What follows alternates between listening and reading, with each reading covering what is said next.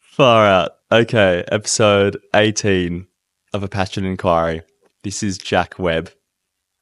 Bloody hell was this, had some of the funniest moments we've had so far on the pod. I've been looking forward to this one. This is probably one of those episodes that I knew I'd do from the beginning when I first was thinking about the podcast, and I've been looking forward to it ever since. Now, not to get too in the emotions, and I'm sure Jack himself will feel very awkward hearing this, but he's one of those very few figures who has been extremely impactful in my own story up to this point. We get into it in the app, but I was just a normal like city boy doing uni, privileged, all the stuff. And then through all sorts of influences and stuff, found myself in the jungle up north, doing psychedelics, doing all sorts of other things. And it kind of blew my perspective of the world and life and how I live it, especially wide open. Jack's crucial role in that was that he actually was a beacon showing a way to live that. Whereas all these other influences, it's often hard. You might feel really inspired on looking at different things. When you travel, you often see that. But you never, or very rarely, see it all combined into one way that you also could do, like almost a blueprint. And for that reason, it's been real cool because Jack's a very close friend of mine, but also, and this is, you know, sometimes a bit odd, especially when not in your own family, but also quite a mentor, older brother kind of energy there as well. So this is a really cool honor to get into his story. Now, where do you even begin?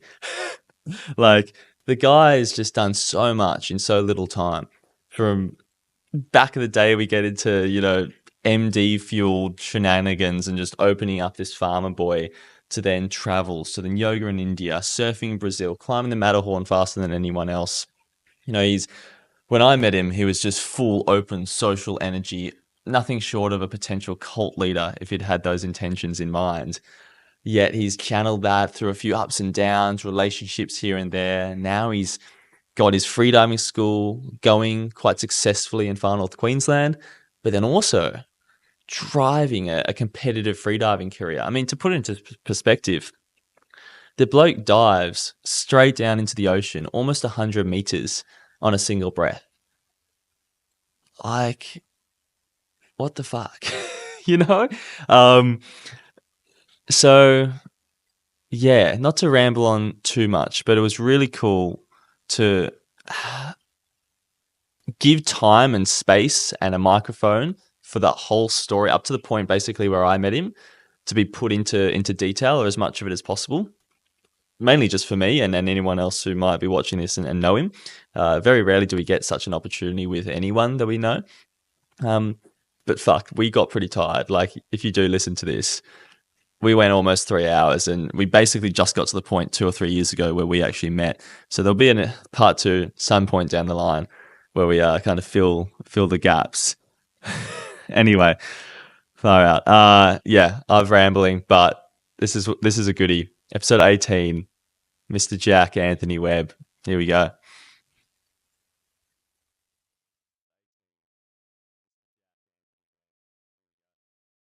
Just want to sync up the cameras. 1, 2, 3. That's gonna be in the fucking Harmon and his jokes. We're rolling, guys.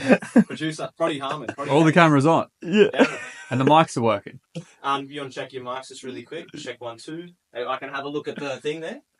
Okay, yeah, there's a few levels going on there. All right, have a crack.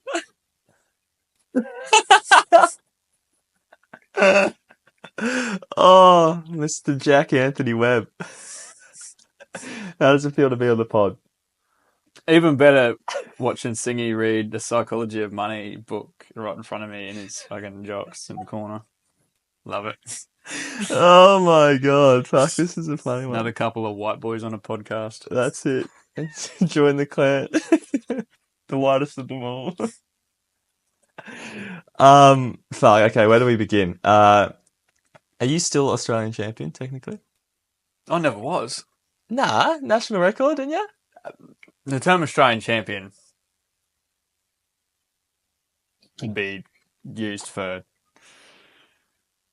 many different things, and I think that it goes to the person who would probably have the most overall points and performances in all disciplines. Okay. So there's only one at any one given time. There's only one. Okay. Yeah. So you're not quite that, but you will be.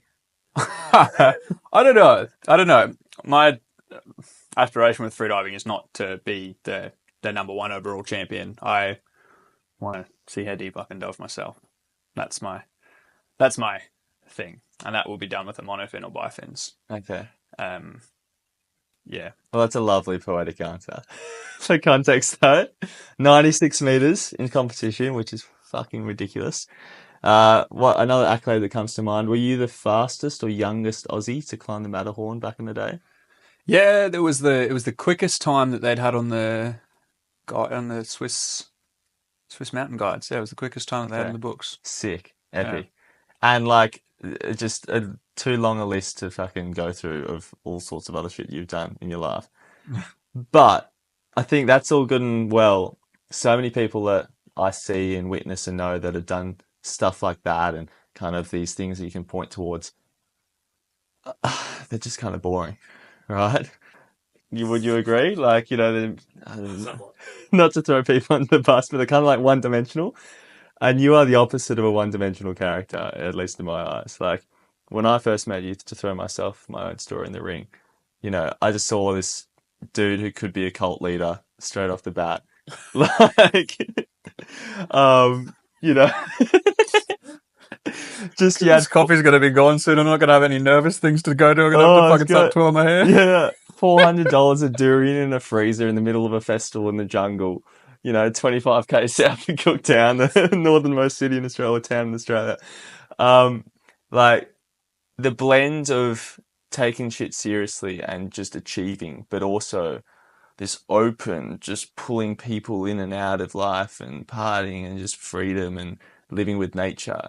I think that blend is what is so attractive, whether it's through friendships or relationships or whatever, as you as a person, because you're a magnet. Probably just fucking bipolar. There you go. It was certainly a blueprint that I saw in my own life of like, oh, that's something to follow. So I'm just keen to explore where it comes from, what's going on in your story. Yeah. Where does it all begin? Do you see yourself as that at all? Do you understand what I'm kind of saying there? Totally. Yeah, Totally. cool. Totally. I think we all have different moments, different environments, different people, different situations, parts of our life are going to pull out different parts of us, and we're going to have different strengths. And yeah, I think for sure, different parts of your life are going to bring out different parts of yourself. For sure. Has that maybe not balanced, but has that pulling to different extremes always been there, or did that find its nascency somewhere specific? I can't see it, but if you ask my family or friends, close friends, they'd probably say yes. Okay. Yeah, I can't see it. To me, I feel like it's very flowy, very natural. But people who know me very well have always described me as very extreme in what I do. Yeah. Even since you're like a young fella. Yeah, Yeah. for sure. For sure. It was like, if I'm doing something, I'm like, this is what I'm doing. Yeah. And get very, very much engulfed in it, whether it's for the better or worse. Okay. And I guess like for the quote unquote normal person, you and the way you live life and what you do in that has been pretty divergent from the normal path for a long time now. The last time that it was kind of you were doing basically the same as everyone else around you is doing, would that have been school? Probably 2015. Okay. Take us back there then. That's a good place. I was doing a trade. I was doing an electrical trade. So to become an industrial electrician in Far North Queensland. Screams, Jack. Hey, industrial electrician. Industrial, yeah, not a fucking domestic Sparky. Oh, fuck, probably should have fucking done that. Looking back, Anyway, yeah, that was fun. On weekends when I wasn't working. Okay. I didn't like it at all. It was nice and interesting. I didn't really get on so well with my tradesman. We didn't have a really good relationship at all from the get-go. And What do you, can you unpack that slightly? Like, what does that look like? well, he was quite a traditional bloke, treated in the line of tradesmen's how you get treated. Like, you rock up, you're expected to know, you're expected to be fucking fully interested. Like, rock up with a few skills under the belt. I just like had no fucking clue what to do when I was leaving school. Everyone was going to uni, and I was just like, I don't know about that. I really don't know about that. Like, it's money.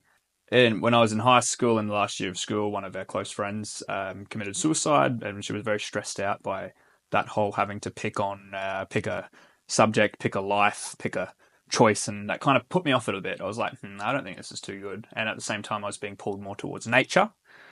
Like, I was just sitting in class tapping my pen, like, I just can't fucking wait to catch the bus home and run to the waterfall. Well, that's all I had in my head. And then I was just trying to convince as many people as I could to like catch the bus with me or drive their car to come for a swim. I was just like, everyone, fuck this shit. We gotta go for a swim. Fuck uni. Fuck this shit. Gotta go to Gregory. Yeah. Fucking come hang with Clarky and Kev. That was it. And a couple of good friends of mine. And it was like that. And then I came back from schoolies and I picked up this industrial trade. I think like 1,000 people applied or something. That's what they told me, and I got it. I don't know if that number's true. That's just what I was told. Yeah. For one spot. Yeah, it sounds very unrealistic Yeah. that 1,000 people would apply for that job, but it was quite a big deal. But I ended up getting it. And yeah, I rocked up with not too much knowledge. I knew how to turn a screwdriver to the right. I knew how to, Lefty loosey, righty tighty. Yeah. I knew that one. I could sand off a bit of fucking wood, and I could bloody, carry shit. The only work I'd done before that was just flat out on banana farms and stuff. So it was quite, I could work hard, but I didn't know too much about all the finicky stuff. So this bloke was just a bit very put off by that. And he could kind of see that I didn't belong there. I knew I didn't belong there, but I felt sort of stuck there and obliged to be in it. And so you're 18, 19 at this point? 17. 17, okay. 17, still 17. So you were a year young in school, or did you not do year 12? Or? In Queensland, we finished when we're 17. Oh, dear. We had to turn 18 after. Okay, cool. Yeah. What, again, trying to look out maybe into that guy's mind, and I know this might be way too deep for most people, but like, what do you think he saw in you, or he was looking at, that made him think, this guy doesn't belong here? What did you feel like, I don't belong here?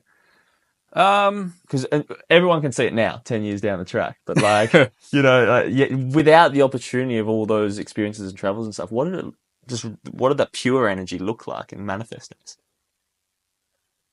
Just probably a little bit of disinterest. Like, I wasn't there asking questions. Like, I was initially, but I got quite put off by, like, you should fucking know that kind of, that kind of energy. And I was a bit like,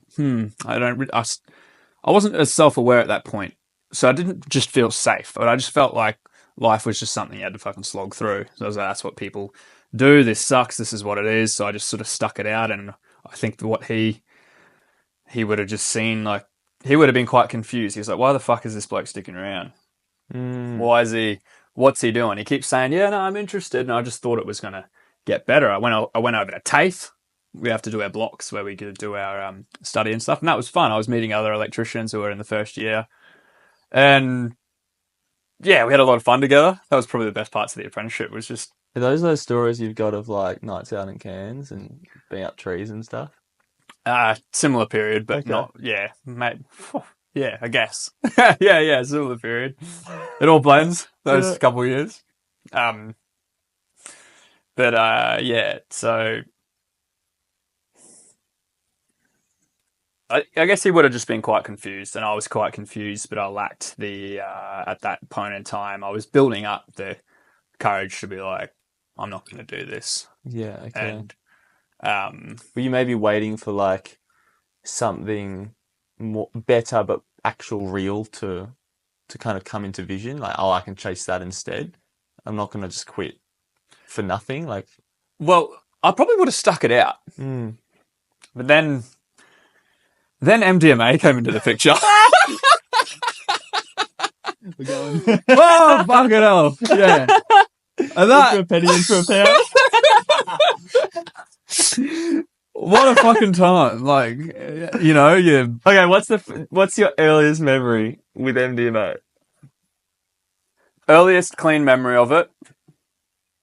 Because, you know, there's times when you're fucked up when you're 17 and stuff, and you get Sure. given things and you're like, there's no blur because you're already so drunk, you know? You don't know what the fuck's happened. I was pretty clean at this point. It was Groove in the Mood, 2015. Fuck, you have a photo of it.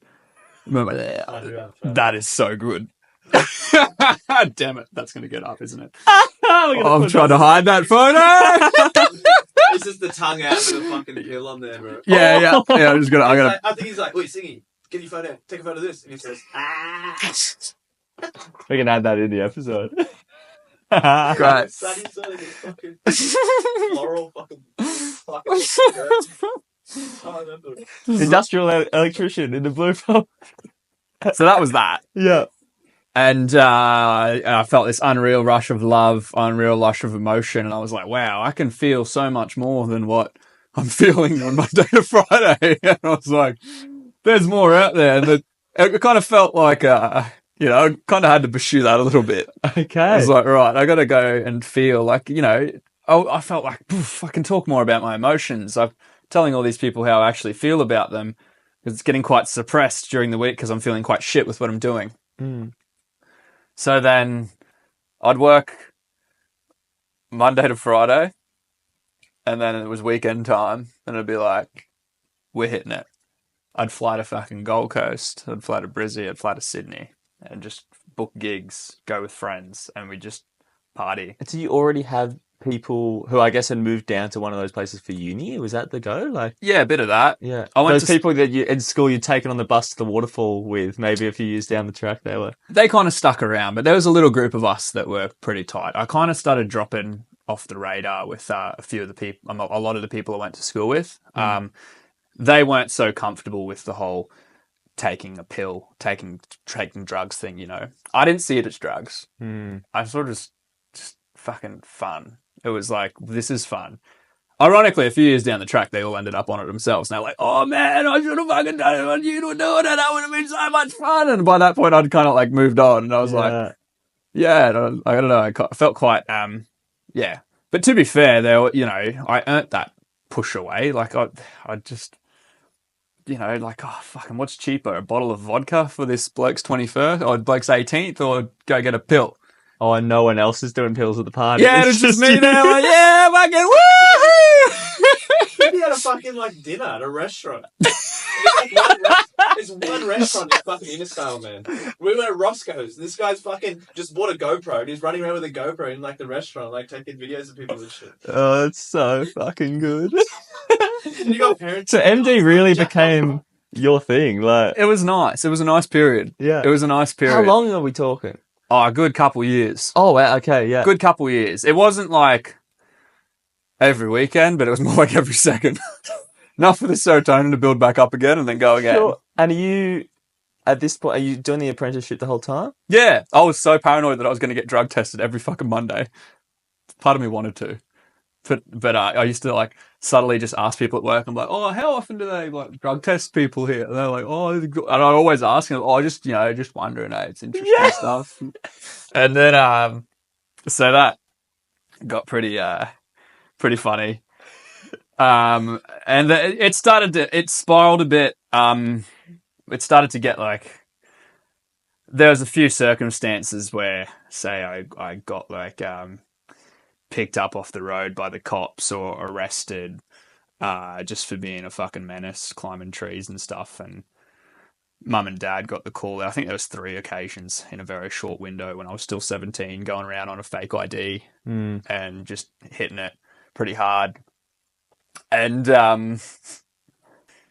yeah, it was starting to lean towards like, right, this could be a bit of a problem. And then, real quick, before we like move to that turning point, just in that period, are you like full kind of, I would describe it maybe as like monkey boy mode, just like running around, oh, this is fun, I like you, this is that? Or are you like, you know, are you sleeping with heaps of girls? Are you like getting into weird crap? Like what what was it? Or was it a mix of everything? Or Bit of like- everything. Yeah. Bit of everything. Yeah. Sure, bit of everything. Yeah. So this is The main kind thing was like I just wanted to go to festivals. I had an experience at Splendor in the Grass in 2015. I went down with a few mates and we met up with Jackie Gallagher, a really, really good friend of mine, and Brooksy, another friend of ours, and then one of Jack's cousins called Matt. Matt Greenwood is his name. And Matt's very reserved, very, very chill, but knows how to have fun. In my eyes, is one of the most well-balanced people, very tranquil, very earthy that I've ever met.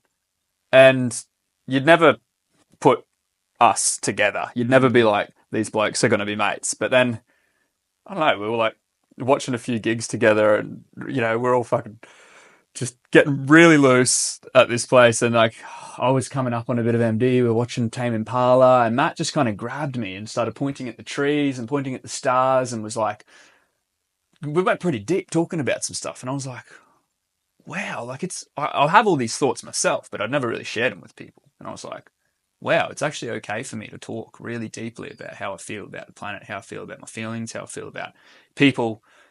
And, you know, your mates all around there just saying how much you love each other and how much you care about each other. And I was like, wow, like you can do this and just live like this quite easily. It just takes a little bit of courage and a little bit of like unconditioning. And it was, so MD opened those spots in my brain. And it was that moment with Matt that kind of changed the hecticness of what I wanted to pursue into more of like a soothing kind of like, I don't like the word spiritual, but it was quite, at the time it did feel that way. It did feel very opening to a new world of emotions and exploring the self a little bit more. So is that towards the end of those few years of just going hard on it? No, that was still mid 2015. Okay. That was still mid 2015. And then I started to spiral a little bit every time I tried to pursue it in a different way. Still to this day, if I go out trying to get fucked up, I just make a dickhead of myself. It's not about that for me. Every time, even just recently in Scotland, there was a few times when I was like just drinking or bloody getting on something. And then I'm like, it's not my place to do that. It's meant to be more meaningful. It's meant to be more fun with a bit of a crew, journey, adventure, like even just having a beer, like that's meant to be a bit more like that for me. Anyway, back to that. But then at that point, I owe a lot of that kind of moving through that period probably to Jack Gallagher. Jack really showed me so much kindness in that moment. He When you were maybe on a bit of a spiral. Yeah, he'd always just like, no matter what happened, he'd always just be like, yeah, well, bloody, it's okay, man. Like, all good. Like, you're a fucking weapon. Stop doing that. Give me a few hard talks sometimes. And, just bring me back to like, let's go do this in nature. Or let's just hang. Let's just cook. We don't have to launch it. We can just share a meal together. We can cook together. We can like just go for a swim or, occasionally we can do like a woohoo and then like, but let's not like tear shirts and end up bloody stumbling around the streets and getting arrested and getting your parents called at 4 a.m. And then so, Jack showed me a lot of kindness through that era, which will kind of never be forgotten. That was really, really good. And that kind of made me see that I probably wanted to eventually move into something else. But that's kind of all At that point, I still just want to do gigs. I want to go see Rufus. I want to see Tash Sultana. I want to see John Butler. I want to go everywhere and just experience with different groups of people what these artists have to show. And then, have a massive night and then wake up and surf in the morning. And then that night you're on a plane back to FNQ.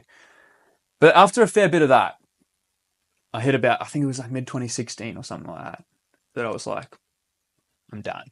So you're still only 18 or something? Yeah, I was still 18 at this point. Yeah. I said, right, I'm done with this apprenticeship. I was like, this isn't serving me. So I quit.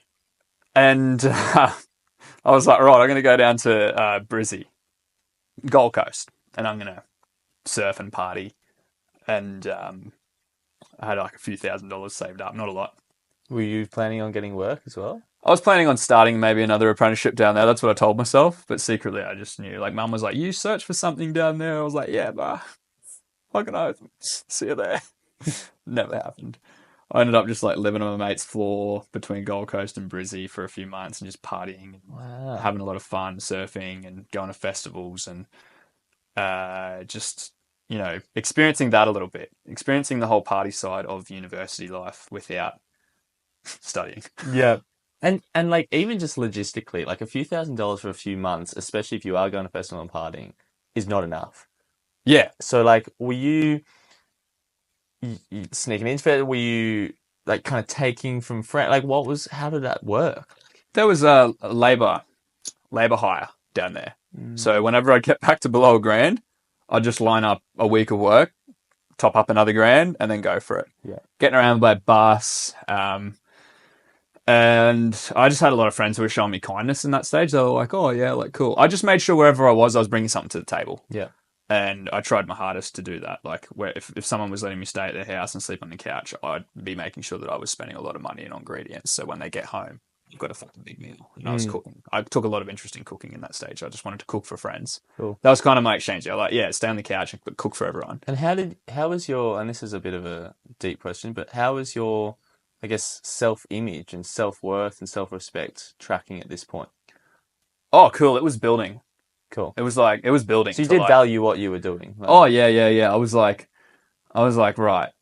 I felt like I kind of was owing myself a little bit of a let go because through high school, due to my parents' position as principal, deputy principal, and teachers, and a long line of that in the community, mum and dad were kind of like very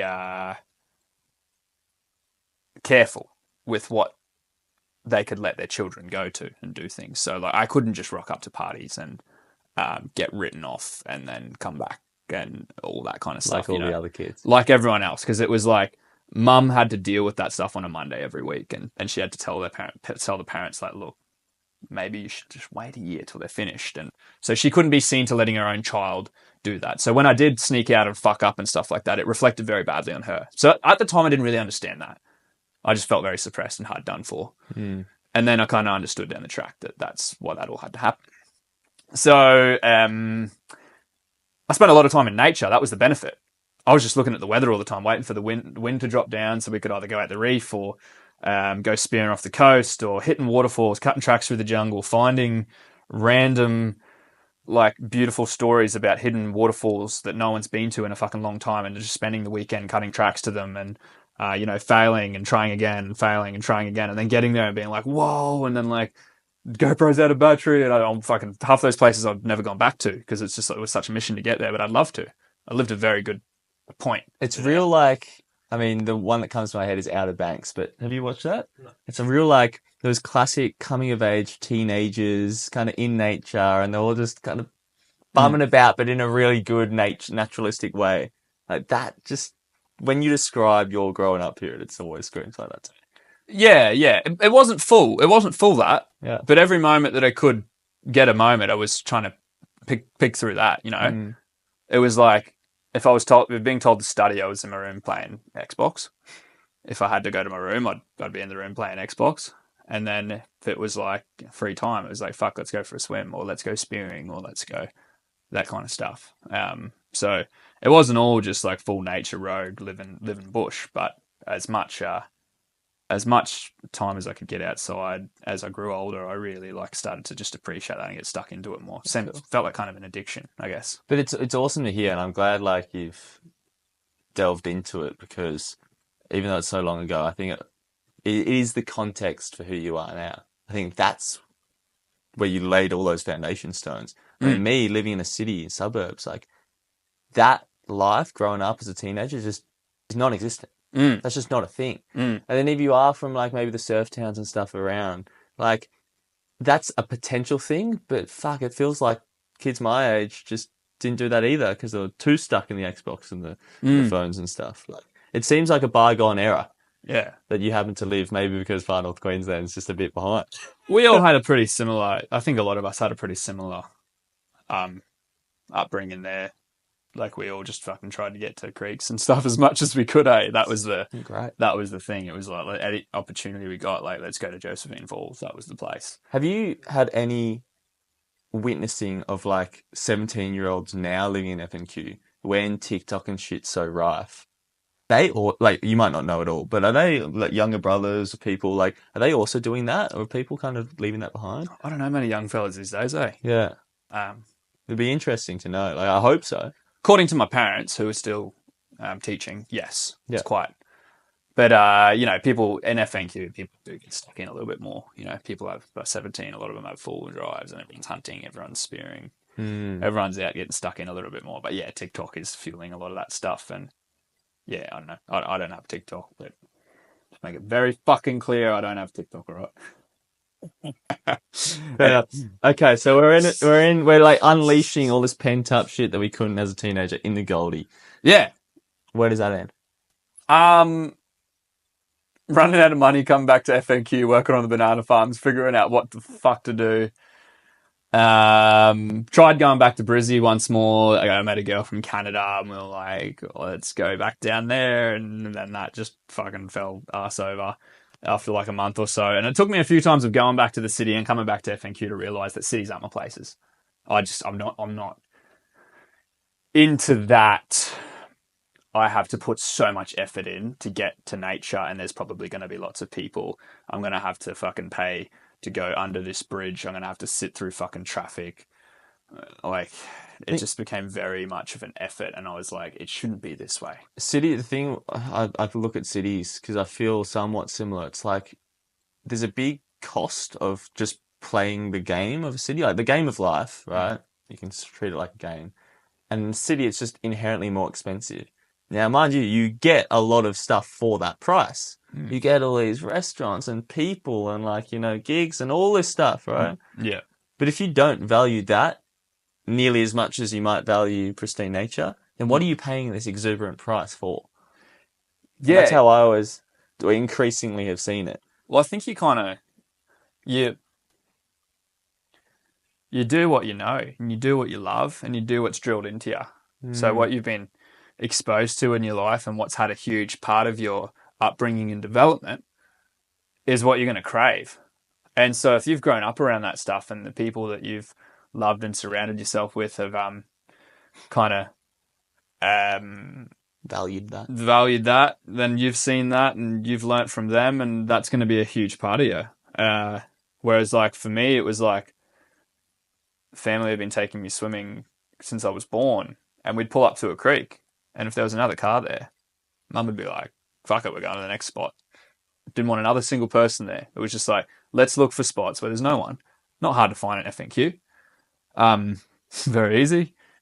And so that was kind of what was drilled into me, and I just felt like I was living a lie down there.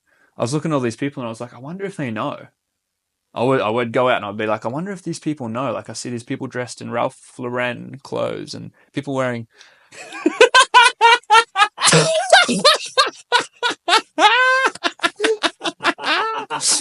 Oh, you can't script it. Oh, you've.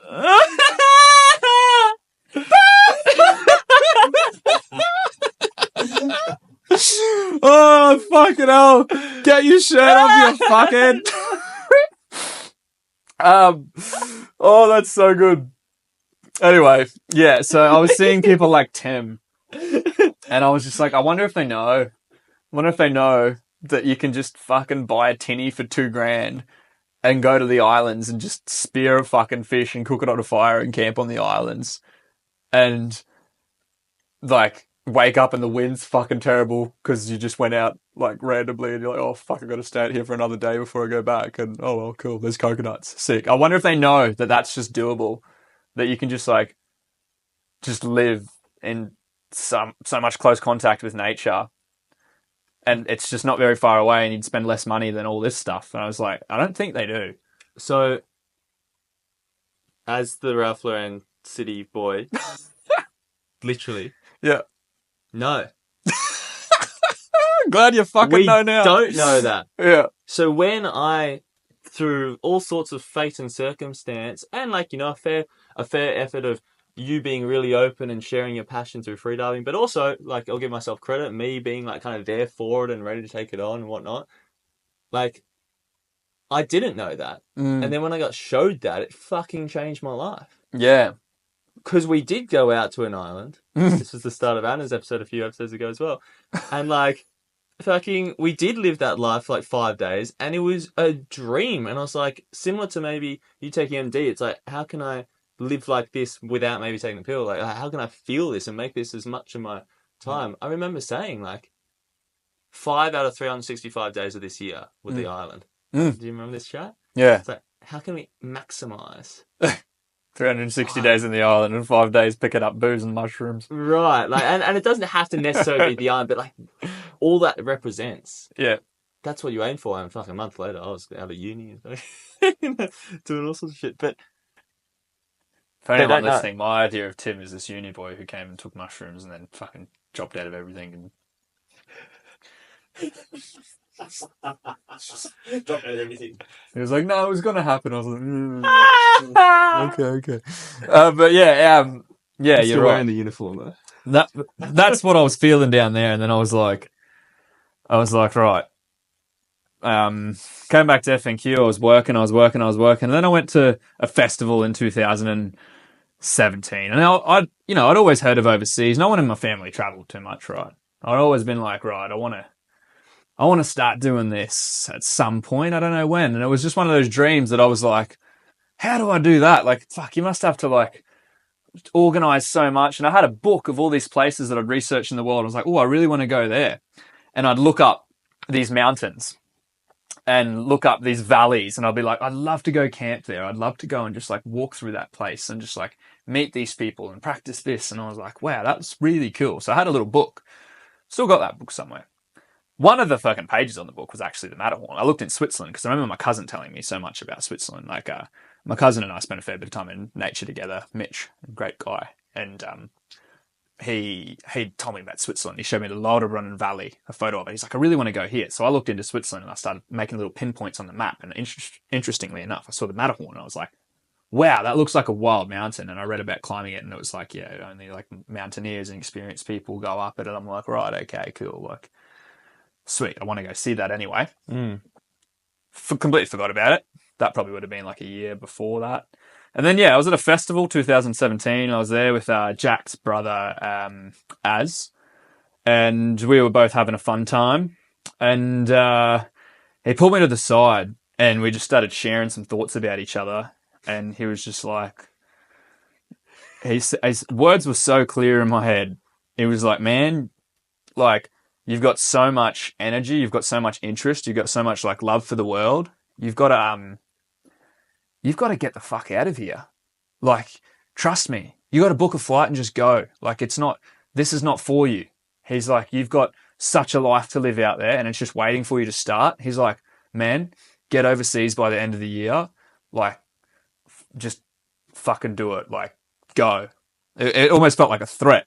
It was just like, I'll kill you if you don't go overseas. And I was just like, okay, I'm going to do this. So I like got home after the festival and I was like, all right, okay, I guess I'm going to do it. And then I remember like, Az invited me to yoga a few weeks after that. And I did my first yoga class and I like come home from yoga, just buzzing off my head and looked at my family running around the house, sorting out all this stuff. And I was like, what the fuck are you doing? Just stop. It's already here, you know? And they were just like, shut up. Just getting real fucking twisted at me. And I just like had all these fucking stretches, you know, yoga. It's just fucking like feeling good to run away from your problems.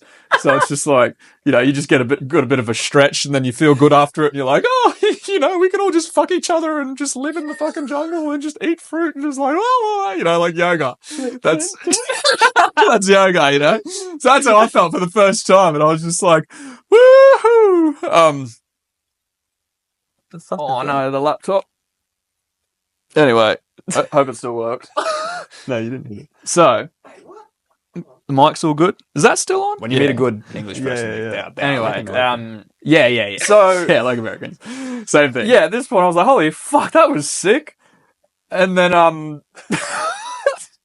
and so, like, after that, I was just pretty clear. I was like, oh, I gotta go, just get out into it. I had all these tools, I had all this confidence. I had all this, like, I kind of am beginning to know who I am right now, and I'm quite manic. I was like, I'm quite chaotic. I didn't see myself as chaotic. It all made sense, but I was like, I'm definitely not fitting into this thing. I can't see myself doing an apprenticeship, then getting a good tradies job. A few years down the line, girlfriend, we get a dog, we buy a house, and then we're having like you couldn't see that in the next 5 years. Yeah. Nah. Fuck no. I don't know. You'd have to repeat what you said again. Yeah, I opened to everything, but it's just like, I don't know. That's yeah. I'm just painting that as probably the it would be great for girlfriend and dogs. That'd be awesome. Like, dogs just can't travel with you. That's the shit thing. I have to really commit to the one place to have a dog. But girlfriend and dog, lovely, love dogs. Love it. Yeah. Girlfriends too. They're great. Anyway, so at this point I was just like, right, I gotta do this. I gotta go. And so I remember going home and I was working bananas at this point. I set myself a 3-month goal. I was all right, you can save 10 grand in 3 months and then you're going to leave. So I remember sitting on my roof and listening to all this music. It was a full moon. I was watching the stars and along the back road and all the mountains. Live in a really spectacular place in North Queensland where my parents are. You've both been there. You love it. So, yeah, it's pretty fucking good, eh? Pretty great. It's beautiful. Pretty good little hang. Marvelous. So, I was like, I gotta go. I booked a flight to London. Of all places, I only went to London because Matt Greenwood, from a few years before that, was living there. Yeah. And I hadn't seen him in a year and a half. And I was like, okay, I'm going to stop off and I'm going to see him for a week and then I'm going to start an adventure. So I'd booked like a sailing trip around Croatia, that find a crew, go volunteer on a boat in exchange for some things. So I went and spent a week with with Matt in London. Fuck, terrible place. I know you love it. I just don't. I'm just not about it. This shirt and pants is actually from my uncle in London. So there you go. Yeah, of course. So it's just not a place like that I'd want to spend more than fucking 24 hours for a layover. I was there a couple of weeks ago for under 24 hours. Thank fuck. But there was still like 3 stories on his Insta just fucking bagging it out. Walk through the streets of London, everyone's depressed and fucking can't what other fucking place do you walk in the world and you're just like cruising along and you look at someone and they go out of their way to fucking look down, roll their eyes and look to the side. And I'm just like, everyone was doing that. And I was like, what a fucking big bag. I can't say. Like, oh man, that's just, I don't know. I was just like, what the fuck? I was like, I'd just been in Scotland and Scotland are like, they're quite friendly up there, it's funny, but they're quite engaging and there's a lot of good, they call it the good crack. FNQ of British Isles. Yeah, it's a bit more like that. They call it good crack there. CRAIC, not the fun type. Yeah. So it's good crack up there, good banter in Scotland, and sure, a lot of English people are sad and whatnot. When you meet a good one, they're fucking great.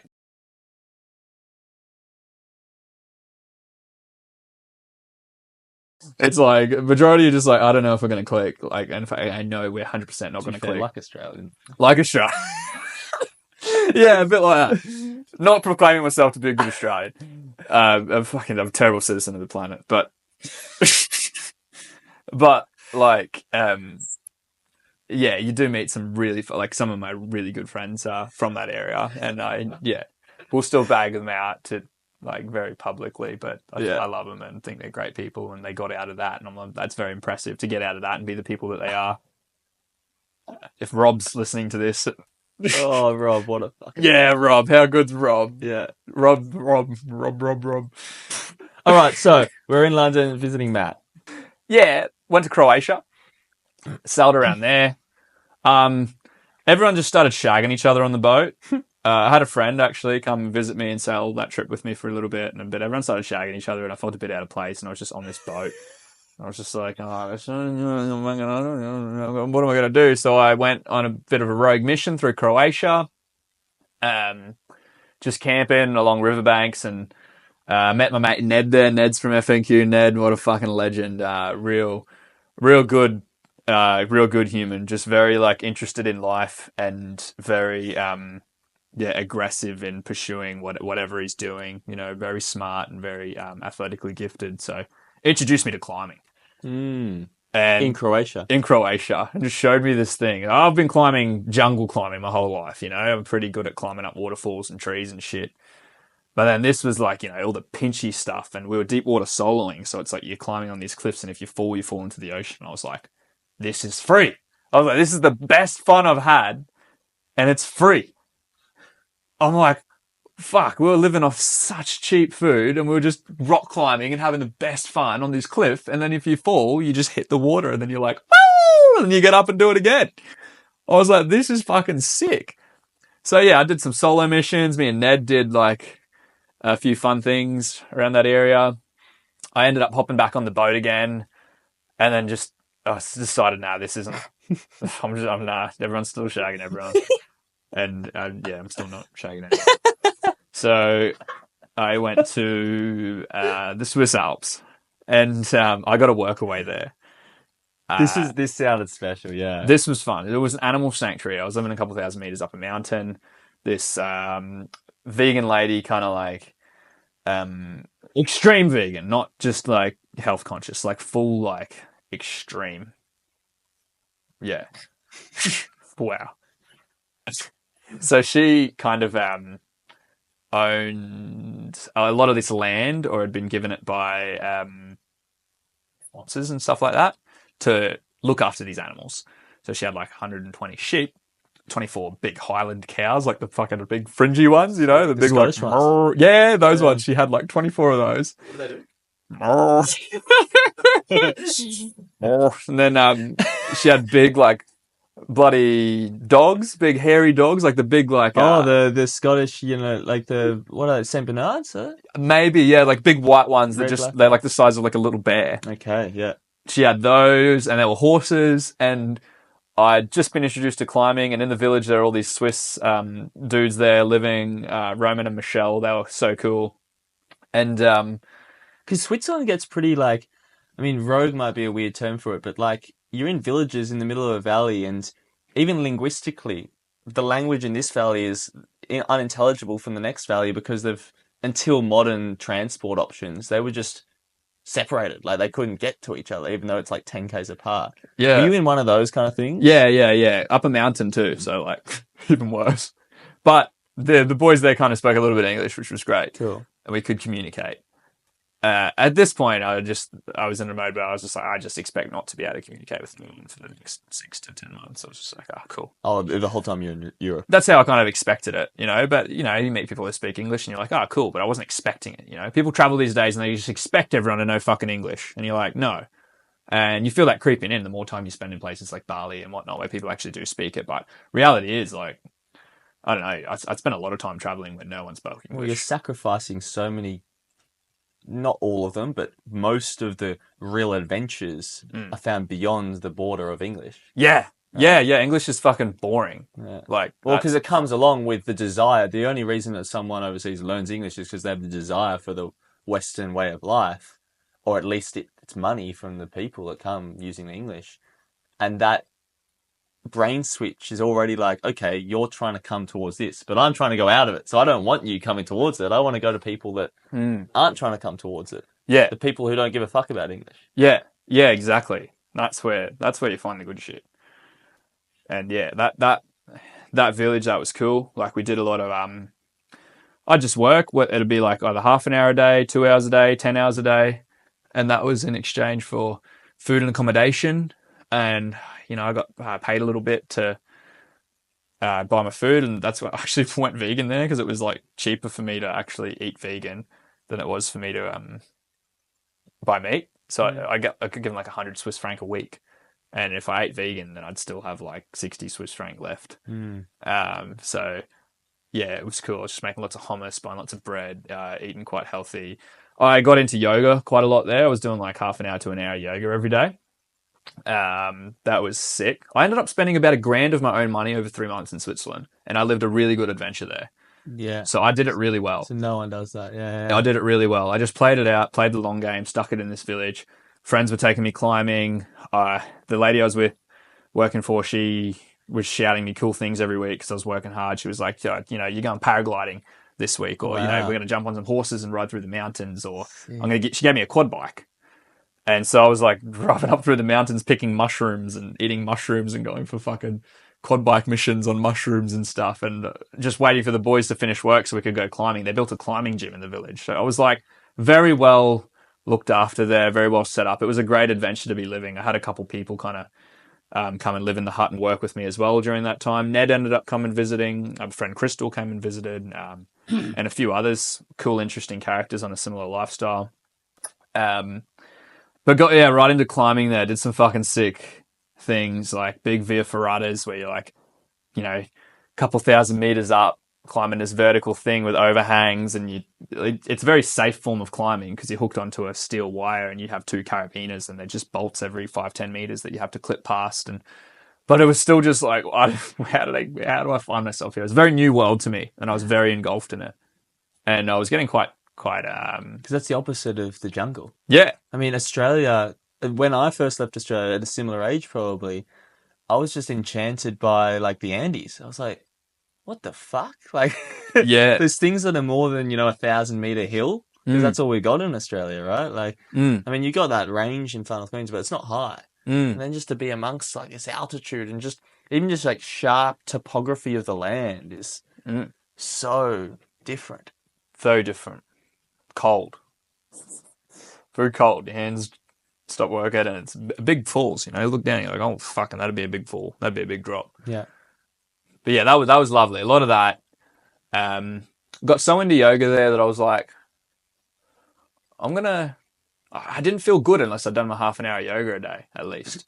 So I was like, I want to go to India next and do a yoga retreat. So I went to there. There I got just engulfed in Goa. That was fun. In a very yoga kind of way, actually. I didn't really party. Maybe had a couple nights there in that time, but I was there for quite a while. Just So is this like, just running the timeline, this is only like 9 months, a year later from like being full party mode. yeah, pretty much. Yeah. Yeah. Yeah, okay. I just was stepped back from it and just started to find all this other stuff, and I was like, whoa. And did you must have lost people in that process? Not really, no. No, not really. I mean, you've never, maybe at one point, but certainly now you're not someone to like hold people. The people that I was friends with at that time, I still have really good connections with. Yeah. We don't chat as much. We're not in each other's lives as much, but that crew that I had there that were around, and we were like, you know, that was a good friendship crew. Cool. A lot of them I'd kind of actually met through Jack, people he went to school with and stuff like that. So that were cool. I still catch up with those boys when I can, and we're all still very doing our own lives, but we all still love the same shit. We're all from FNQ, so it's pretty good. But yeah, so India, that was interesting. That was fun. Very much into yoga there. It was great. I was living a very flexible point of my life, eating very healthily, felt quite wild. No one I knew had been to India, you know. I wasn't really, like, people had traveled, but no one had been really to India, I don't think. So it was like very like, this is fucking sick. And sorry to interrupt, but this whole time, like, I'm just, because again, you're quite isolated, as you say, from what you've been doing up until fairly recently. Are you maybe through Instagram or something, kind of, what is maybe your identity and your reputation in the eyes of those people back home in FNQ? Like, are you kind of painting this picture of, I'm in India, or are you completely off the map? What's going on? I was keeping people updated for sure. I'd take videos and stuff and be like, fucking have a look at this, check out this. And like, woo, and just like, I'm having fun. I just wanted to share the fun moments. And like, yeah, I wasn't doing anything for Instagram. I was never like, I'm going to go do that so I can take this and make this video. But if I found myself in an opportunity where I could just like film something that's going to blow people's minds, I'd be like, yeah, I get a part of this. So yeah, people were like quite intrigued, I guess, about what I was doing. And people were sending me a lot of messages and were really keen to talk about it. And I was like, yeah, cool, sweet. And then I went to Sri Lanka. I went and met Jack over in Sri Lanka. We went on like a fucking cool trip into the middle of the jungle there to climb this mountain. And that was quite rogue. That was pretty fun. Yeah, we ended up finishing the adventure and being like, there's no way I'd ever tell anyone else to do that. Like, we're the only two people who could have got through that. Like, Oh, yeah. Can you tell the story? You wrote it, I think. it's long-winded. You've written it. It's long-winded. Long story short. We climbed a mountain. The fucking dog got killed by a fucking leopard or bloody something that fucking ran off into the bush goodbye. Almost fell off the fucking the cliff face because it was like wet. Colombians had died on it a few weeks or something before, and the rope that they'd been using had just had another rope tied to it. And it was like wet jungle climbing, and it was basically free climbing up this fucking slope that shouldn't be free climbed. And it was pretty rogue. I haven't thought about that in years since I last heard you tell it. But like, I remember Jack saying, like, you said that Jack Gallagher was like hiding in a bush. Yeah, he was hiding. Fucking leopard or tiger or something was going around. We came back and there are no tigers in Sri Lanka, but that's what the local was saying. It was like, tiger.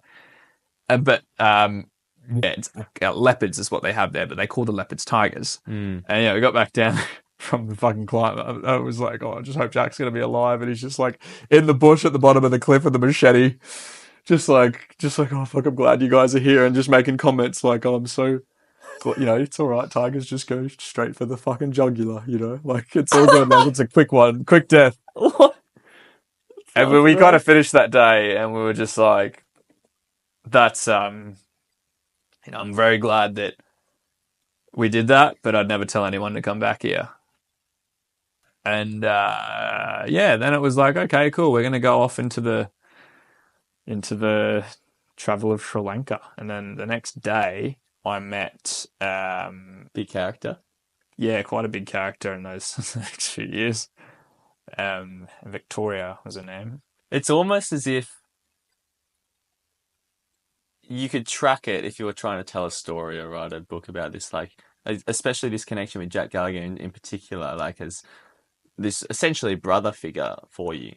And like, you're doing these things and discovering and whatnot, and then it kind of peaks and culminates in this classic, like, boy to man coming of age testing, like, these things, and you kind of come out the other side, and like, with this manifested energy, next day literally is attracted. Yeah, the feminine. It was like, here's the next thing, and I was like, all right, kick Jack out, Vic, come in. It was like a bit like that. It was just like, yeah, kind of from that point onwards, it was just like, whoa, holy shit, this is fucking insane. So that was a pretty insane moment. Like, just what were the first 24 hours of meeting Vic? Were they any special, or when was the deep? Yeah, real easy, flowy connection. Made me feel very, very deeply about. I don't know. I couldn't explain. That was like felt like a just another being that you're the same on the deepest level, and that was pretty cool. The colloquial soul tie. Yeah, something like that. That was really nice. It was nice to know that exists in the world. Now, those things, when they happen, they're not necessarily mean that person's a partner. That's what I came to learn. That just means that that's a deep connection. Now, partner has more practical terms in how we're trained to see that in day-to-day life. But at the time, I was just like, yeah, that must mean partner. So it was like, we all traveled together for a couple of weeks, and actually we were just mates at that point. Like, and I was just like blown away that someone like that existed. I just felt very mirrored in everything I do. Like, it was kind of just like reflecting each other's energy and bumping it to the next thing, to the next thing, to the next thing. How wild can we make this time? We're both very much in the yoga journey, both very much in the exploration of self journey. I left to come back to Australia. So you almost were coming with this person, living life like alongside this person, becoming like a more potent, a more, extreme version of you in the direction you like to be yourself as well. Exactly. It was like a mate described it once when we were hanging out together, me and Vic, and he was with us. He was like, it's kind of like you're a fire and she's just fuel on the fire, and it's just like, and it just like never ends. And so that's kind of what that was like, and that was fun. That was a cool experience to go through. And And that was fun. Vic ended up coming to Australia to hang out. We went to a festival down in Byron, and then convinced her and a mate to come up to Far North Queensland. And then So you were still friends at this point? yeah, still friends. I was just like deep respect and love and care. I was just like, cool. Then convinced her to come up to Far North Queensland, and then we just kind of kicked it off from there. Kind of just fell into place very organically, and then very deeply. Intuitively, we kind of felt like it was wrong. Was there a bit of like that teenage nervousness, or like shouldn't we, like, you know, oh my god, does he like, you know, to take that step? Nothing. Complete opposite of that. Complete opposite. It was just like this is what I have to do. There's no hiding from this. This is what I have to do. It was like dangerous form of love, dangerous, like almost obsession, in a way that's like I'd do anything right now, like. And so yeah, that kicked off very well. It was quite wild, quite explosive. Like you've just taken a, like what, 19, wait, how old am I at this point? Maybe like 20, 21, 20 years old, I think I was. Yeah, I was 20. Just taking this kid and met this bloody fiery Argentinian babe, and this whole other language, this whole other culture, which I hadn't had too much to do with at this point, and just imprinted it deep into me. And I was just like, fuck. And I felt like I just met this character out of a movie who was just like this like really intriguing, dark, fun, open, loving thing. And it kind of like really shaped the next few years. I was like, cool, I've got to commit to this as much as I can. So Gotta hold on for the ride. yeah, but I don't know. It came into I hadn't really found myself at that point yet. Well, I didn't really have good structures in place. I was quite still chaotic, right? So I didn't really have like always morals, but I didn't have like routine of how I actually live and how I want to live. It was just like, if this is the person I love, I'm going to throw everything at it. I'm not going to look after myself. I'm just going to give. You didn't know the like patterns and structures to optimize your own well-being. Yeah, all I knew was like a bit of self-awareness, yoga, quite deep into that. Fairly deeper than. But that's running on a soul level and not like a material just living through the world level. Yeah, Yep. exactly. So two questions. How long, maybe the whole time, did it feel like this movie? Oh, the whole fucking time. Whole fucking time, cool. Whole fucking time. And it's quite clear that there's probably some characters, Jack as maybe a brother and Az as maybe like an older brother figure who have been very like formative in your life. How did they view Vic in this relationship? They were like, wow, sick, fun. And then they were just like, all right, Jack, got to get out. Like, this is a bit. And How soon? When did they make that call? probably about 6 months in. Yeah. Probably about 6 months in. What were they like, seeing? They were just seeing like her stuff start to come out, my stuff start to come out, and that it was completely not compatible. And it wasn't really a healthy decision, and it was pulling me away from kind of what I had to do and what I wanted to do. And they'll like give you the benefit of the doubt. But yeah, the friends around me, like a good friend Fergus, he was very like supportive of it as well. He's like, you just got to chase it, and you just got to get it, you just got to go for it. And yeah, there was no stopping me. That was what I had to do. But I was definitely like, I was missing dinners, missing occasions with friends, sacrificing a lot of things just to like explore that. Whereas I could have, out of fear of not having it, I guess, it was very like a moment where I was like seeing how I am in a relationship, or how I was then in a relationship, because it was my first big thing. Like you can fucking go have a lot of little flings here and there and whatnot, but when you meet someone on a deep level like that and it rocks your reality, and you're just like very much the world around you completely changes. You're just like, it's hard to not be a boy. It's hard to not just crumble underneath it.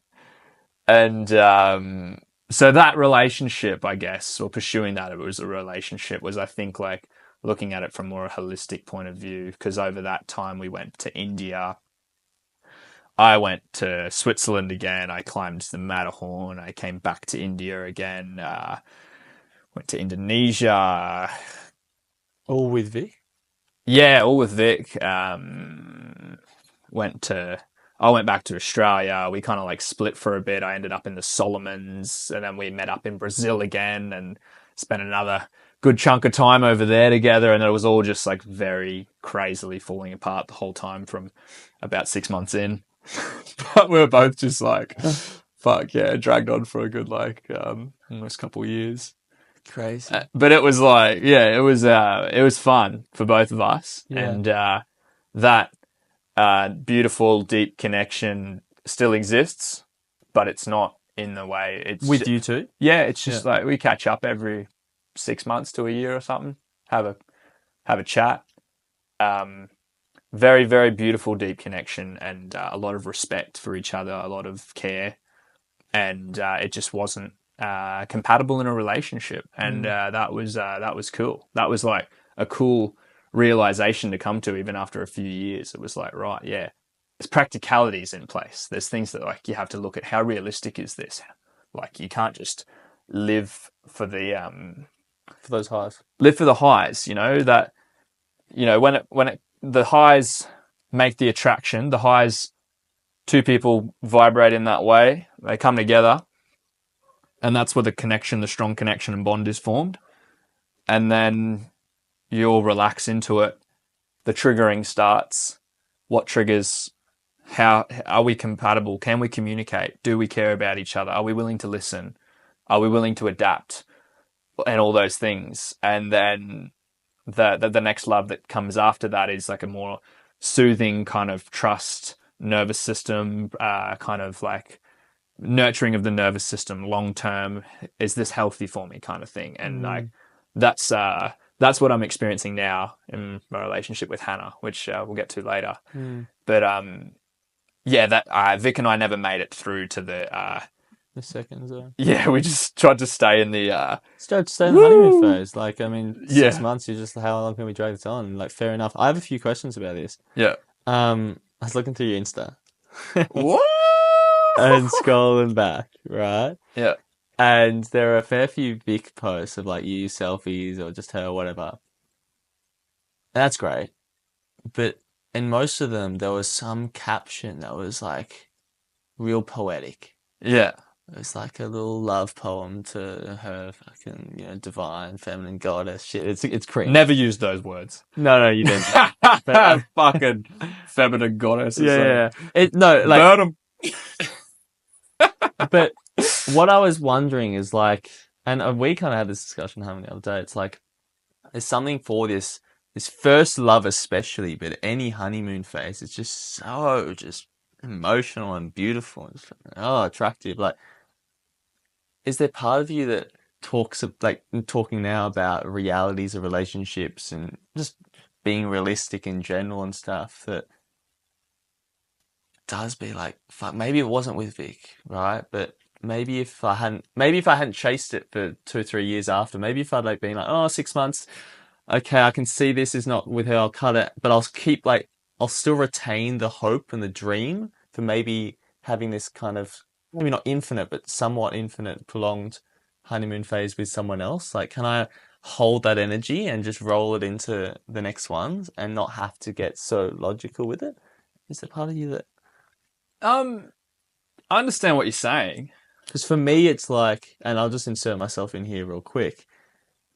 I think this is a big reason why I'm very closed in general with girls. Because I want to it's like, yeah, there's the flings and stuff, but it's like, it's not going to be 10 times, like, if you have those connections, it's 10 times better. It's 100 times better.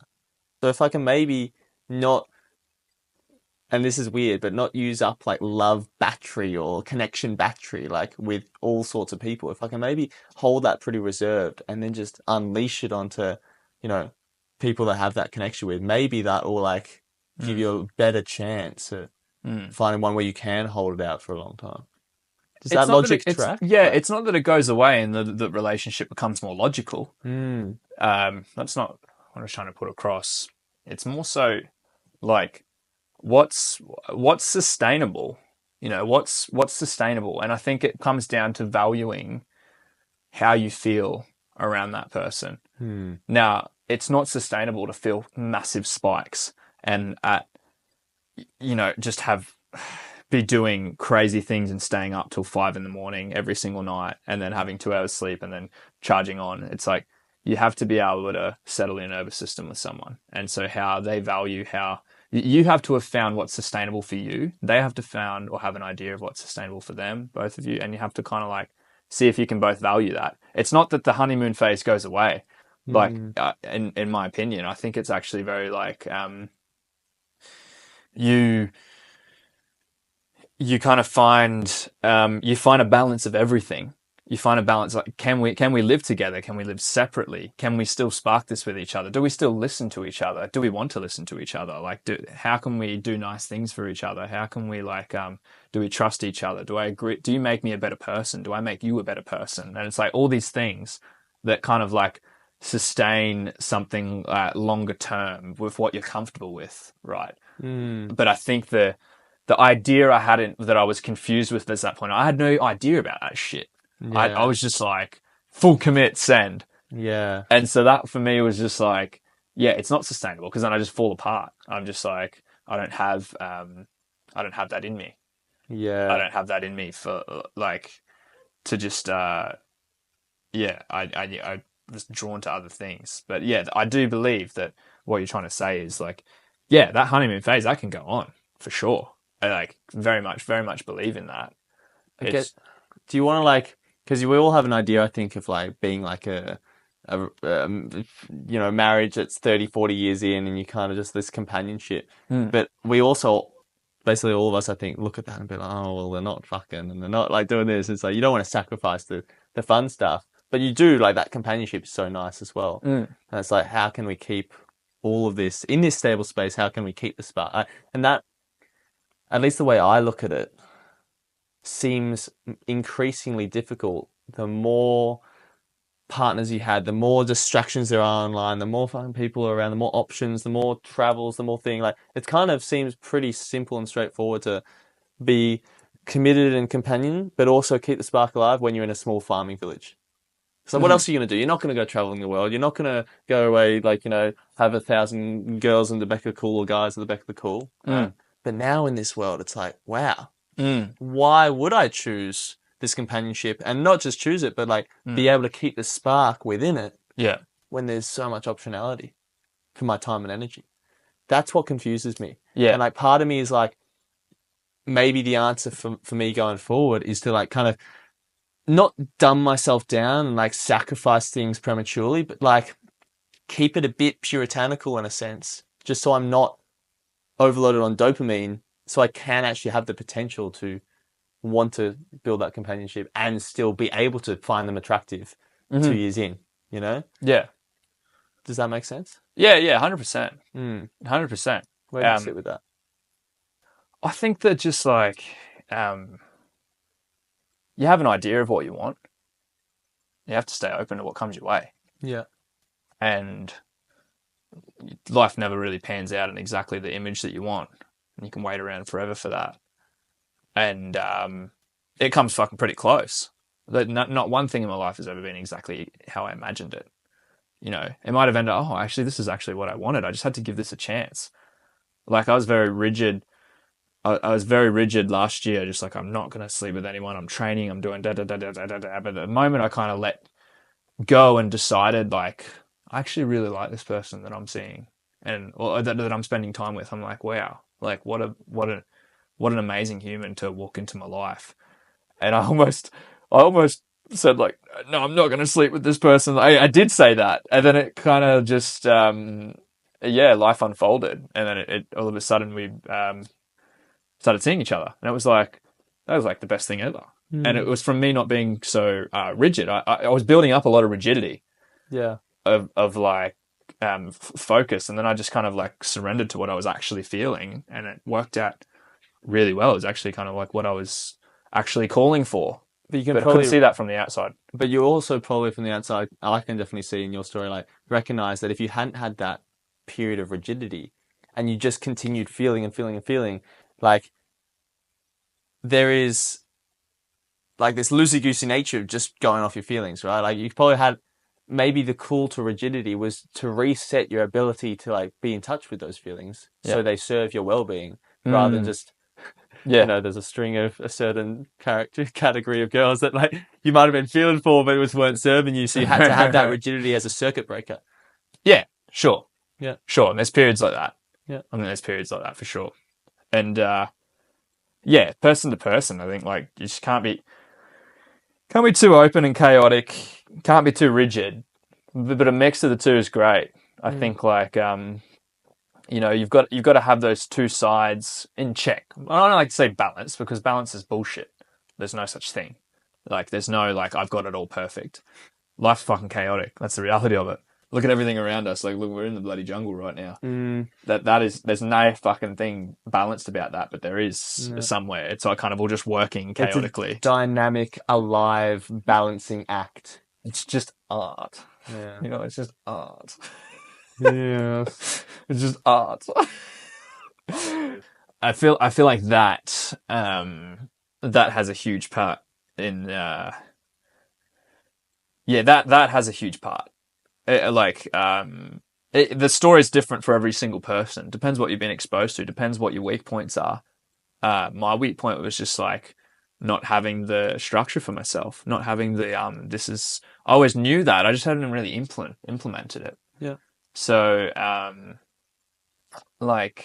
feel like you have to make yourself a priority and you have to have your own plans. You got to fill your own cup, and then someone's gonna at some point want to get on board with that with you and be like, wow, like what an amazing person you are. You're going to see that their cup's full and you're going to be like, oh, wow, what an amazing cup you've got. Like, this is great.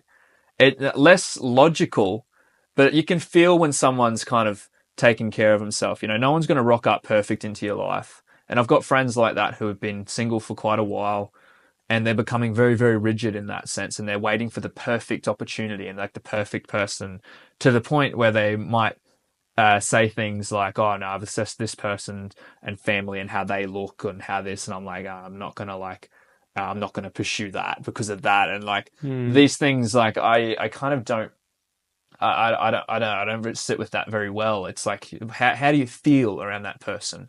What do you want to do with that person? Well, like the thing is, the tools and the parts of you that are most used and drawn out and kind of worked to create that rigid life which fills your cup. Like you use the logical brain to find a life and properties and jobs and careers and success and all these things, right? And those are the opposites of those feeling muscles. Yeah. Which you use to connect and share and love and listen. Yeah.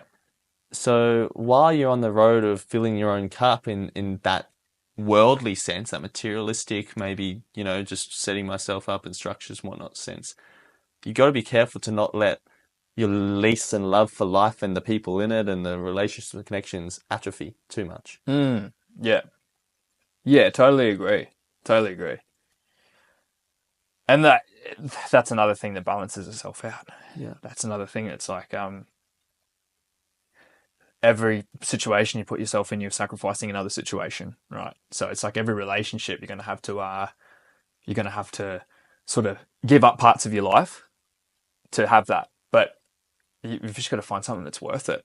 But when that happens, when you find something that's worth it, it's just like, I don't know, I'm experiencing it now. It's very like, it is worth it.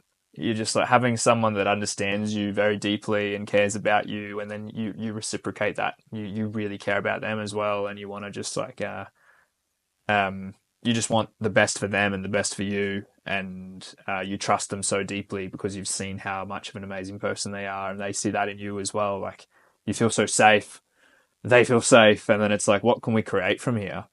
And I think that is just so invaluable. And I think like if I was rigid, that wouldn't have been able to take place. It's a question, because I think everyone can see the beauty of that and knows that that's work and that's discernment and that's living your own separate life a certain good way, but also treating and going into relationships and dating or whatever a certain good way as well.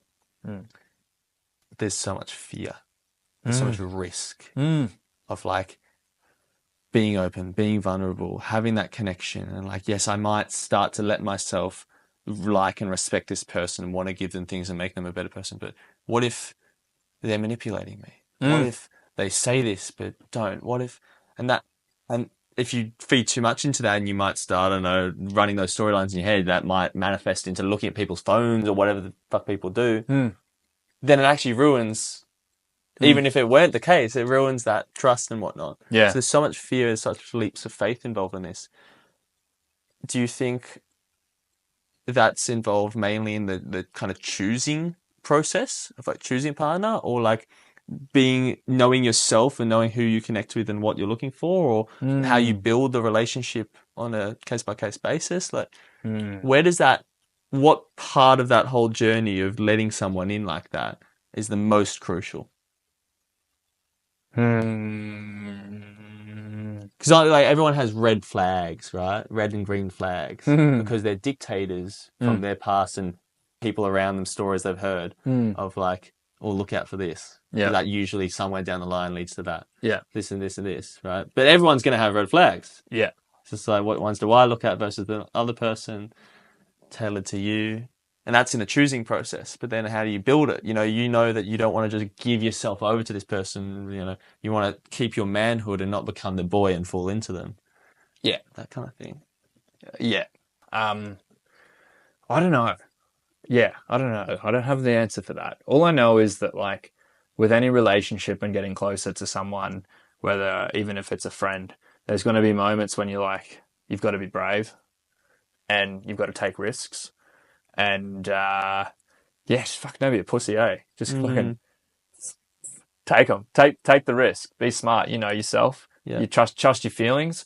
And if you trust your feelings, whether that's like an intuitive feeling or like a deeply fucking like draw, then that's I think the tough thing with that I've certainly found, I'm still young, I give myself grace. yeah. But you can trust your feelings and be brave and not be a pussy. Yeah. But then a month or 2 or 6 down the line, there'll be another part. Yeah. And on a micro level, but even on a big level, where you also have to employ the same bravery. Yeah. And it's so tempting to be like, oh, I was brave at the start. Yeah. So now I can be a pussy now. I've kind of earned the right to be. It's like, no, you can never stop. Oh, this is something that has integrated very well with, I know you probably want to talk about freediving down the track, but we can jump into a tiny little bit of it now. Pool freediving is a great lesson for this in life. Very, very, freediving is such a good analogy for everything. Now with pool training, when you specifically get into the part where you're doing submaxes, you're rocking up, and each time, which for context is just a bit below 75% of your absolute personal best. Yeah. And that's what you're doing in training. And pool training is holding your breath under the water and in a pool and horizontally swimming a long way. Swimming horizontally. Yeah. Now that's terrifying. Well, for me, definitely. Like diving to the deep ocean is a fucking piece of piss. Like pool training is where the battle is with yourself, because like at any point you can quit. And you have to go through the whole motion of this uncomfortable breath hold. And it's not going to feel as comfortable as depth because you don't have the pressure working with you to help it make your body more comfortable. You've just got to confront the one thing that's going to make the dive better is the most uncomfortable thing, and that's carbon dioxide. Okay. And you've got to sit through that. Now, your mental space each day. If anyone wants to try this out at home, by the way, just go for a run, 50 meters, but hold your breath. Yeah. It's fucking, that'll do it. And then try to get to 100 doing that. It's like you've got to rock up every day, every day you do it, being willing to face yourself. So if, say, I'm doing a 200-meter swim in the pool, I tell this people, if I'm doing 200 meters underwater, the hardest bit of that swim is probably after about 65 meters to about 110. All right. After that, it's just kicking. It's just staying on track and being like, oh, I'm fucking like, am I going to do this today? Do I feel like it? And there's always going to be that question when you're about to do a PB and something like that. It's like, am I going to fucking commit? And this little spark kicks in and you're like, yeah, I'm going to commit. But that's the easy bit. The hard bit is kicking through that. Because the spark usually doesn't come until you're 3/4 of the way through. Yeah, then you're like, oh shit, I'm actually doing this. I can do it. It's within reach. But it's like the hardest bit is when after you've just started, and it's really difficult to overcome the urge to breathe sometimes. Like your brain will just fire all these things at you around like the danger response part of the brain. It'll be like, oh, I didn't fucking brush my teeth this morning. I forgot to reply to this message. You should just come up and breathe right now because like you got bullied in school or, like you fucking haven't changed the oil on your car, you dickhead. Like maybe you haven't got enough ferry tickets to get back across to the Daintree. Like all these fucking thoughts you come. It's a comedy watching all these thoughts come up, right? But for me, I'll succeed probably 8 sessions out of 10 with this. I'll be able to overcome, and maybe 9 if I'm taking my training really seriously, which I like to. I'll succeed 9 sessions out of 10. Well, I'll be able to overcome this and keep swimming and hit at least my 75%. Some sessions hit a PB, some sessions not. Now, if you rock up to that session thinking I can do this, I've already done this. You can't. Yeah. You have to go in being present with exactly what's moving through you at the moment and commit to being able to work hard each time. There's a sense of humility. It's very humbling. I think the older I get, not that I'm old in any stretch, but I start to realize like, and people have said this all the time, everything's rented. And I think that's why humans love the idea of buying a property and like having things and getting married, you lock it in and like, because we kind of fundamentally subconsciously know that we can't actually hold anything. We can't have anything. It's always rented. You always have to show up for it. You can make all this money but then inflation's going to eat into it or whatever. Like you can build this reputation, even for yourself. You can build self-respect, but if you do a few shit things, it goes away like that. Like everything's rented. One of the best things I read in the last few months, because I was very much in that space of found someone, I want to hold on to them. Right? I think this is it. Hold on. Yeah. And I read something and just, it was hold on to people like sand. And I can't remember the second line, but it was essentially just like you kind of have to cup it so it has a space for it. But if you like hold on too much, it's going to just fucking slip through your fingers. You know what I mean? Yep. And I think that can apply for all sorts of things. Hold on to your identity as a really good freediver like sand. Yeah. You start to like, and this is your aversion to now as you kind of build a strong identity that is kind of more solid in the ground in the way of the world. I can see you holding onto it lighter. Back a few years ago when I met you, you were probably way more boastful and kind of outgoing and like who you were and what you're doing. But realistically, it was actually not that it was less impressive, but it was less easy to kind of poke a stick at like, yes, that's great. So you have to sell it a bit more. Whereas when it's like something that you can really like, anyone can understand that from face value that diving almost 100 meters is incredible. Now you have to like, I don't want to like hold on to that because all the benefits that come from that will slip away. Yeah. Totally. And the I am this or the I am that or this is that takes away from your ability, whether you like it or not, to do the hard work. The more you recognize something yourself and complete something yourself and say, I've done this, it takes away from your ability to do it. You're better off just keeping your fucking mouth shut and working hard. And you have to love the work. You have to love the work. You have to like, you really have to love the work.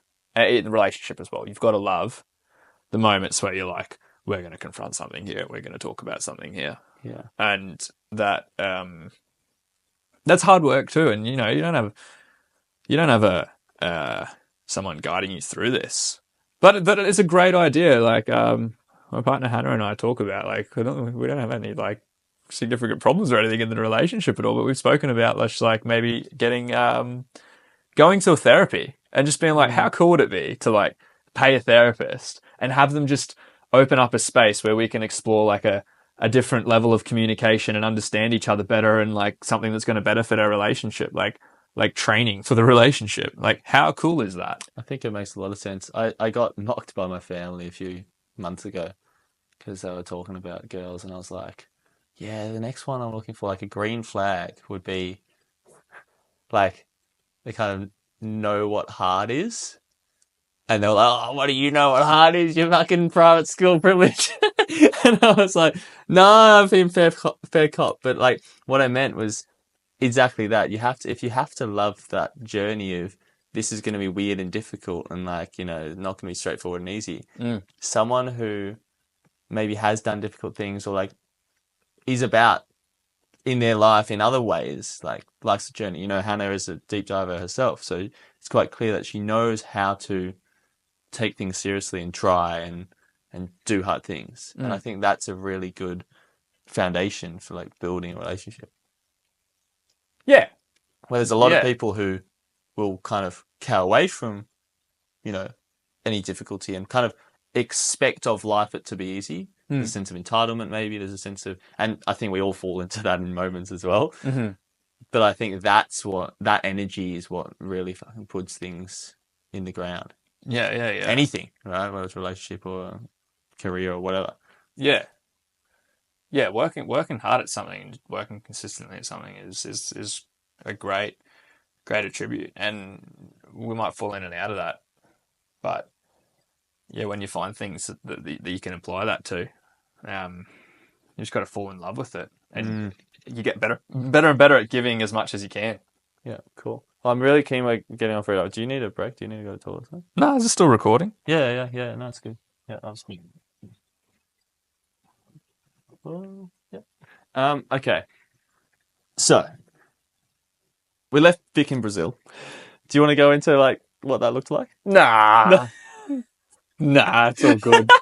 It's all right. It was just kind of like came to its organic end, and that was there was a few moments there that were quite traumatic, and I felt very alone and very but you know, it's all fucking character building. Just because I haven't heard the story in a few years now, can you at least take us into the days and weeks preceding that? You're alone, depressed in Brazil. What did that look like? Just like the moment where you're like, I'm going to leave. You've got to get out. No, stay. Who's making this decision? What's going on? Fuck it, I'm leaving.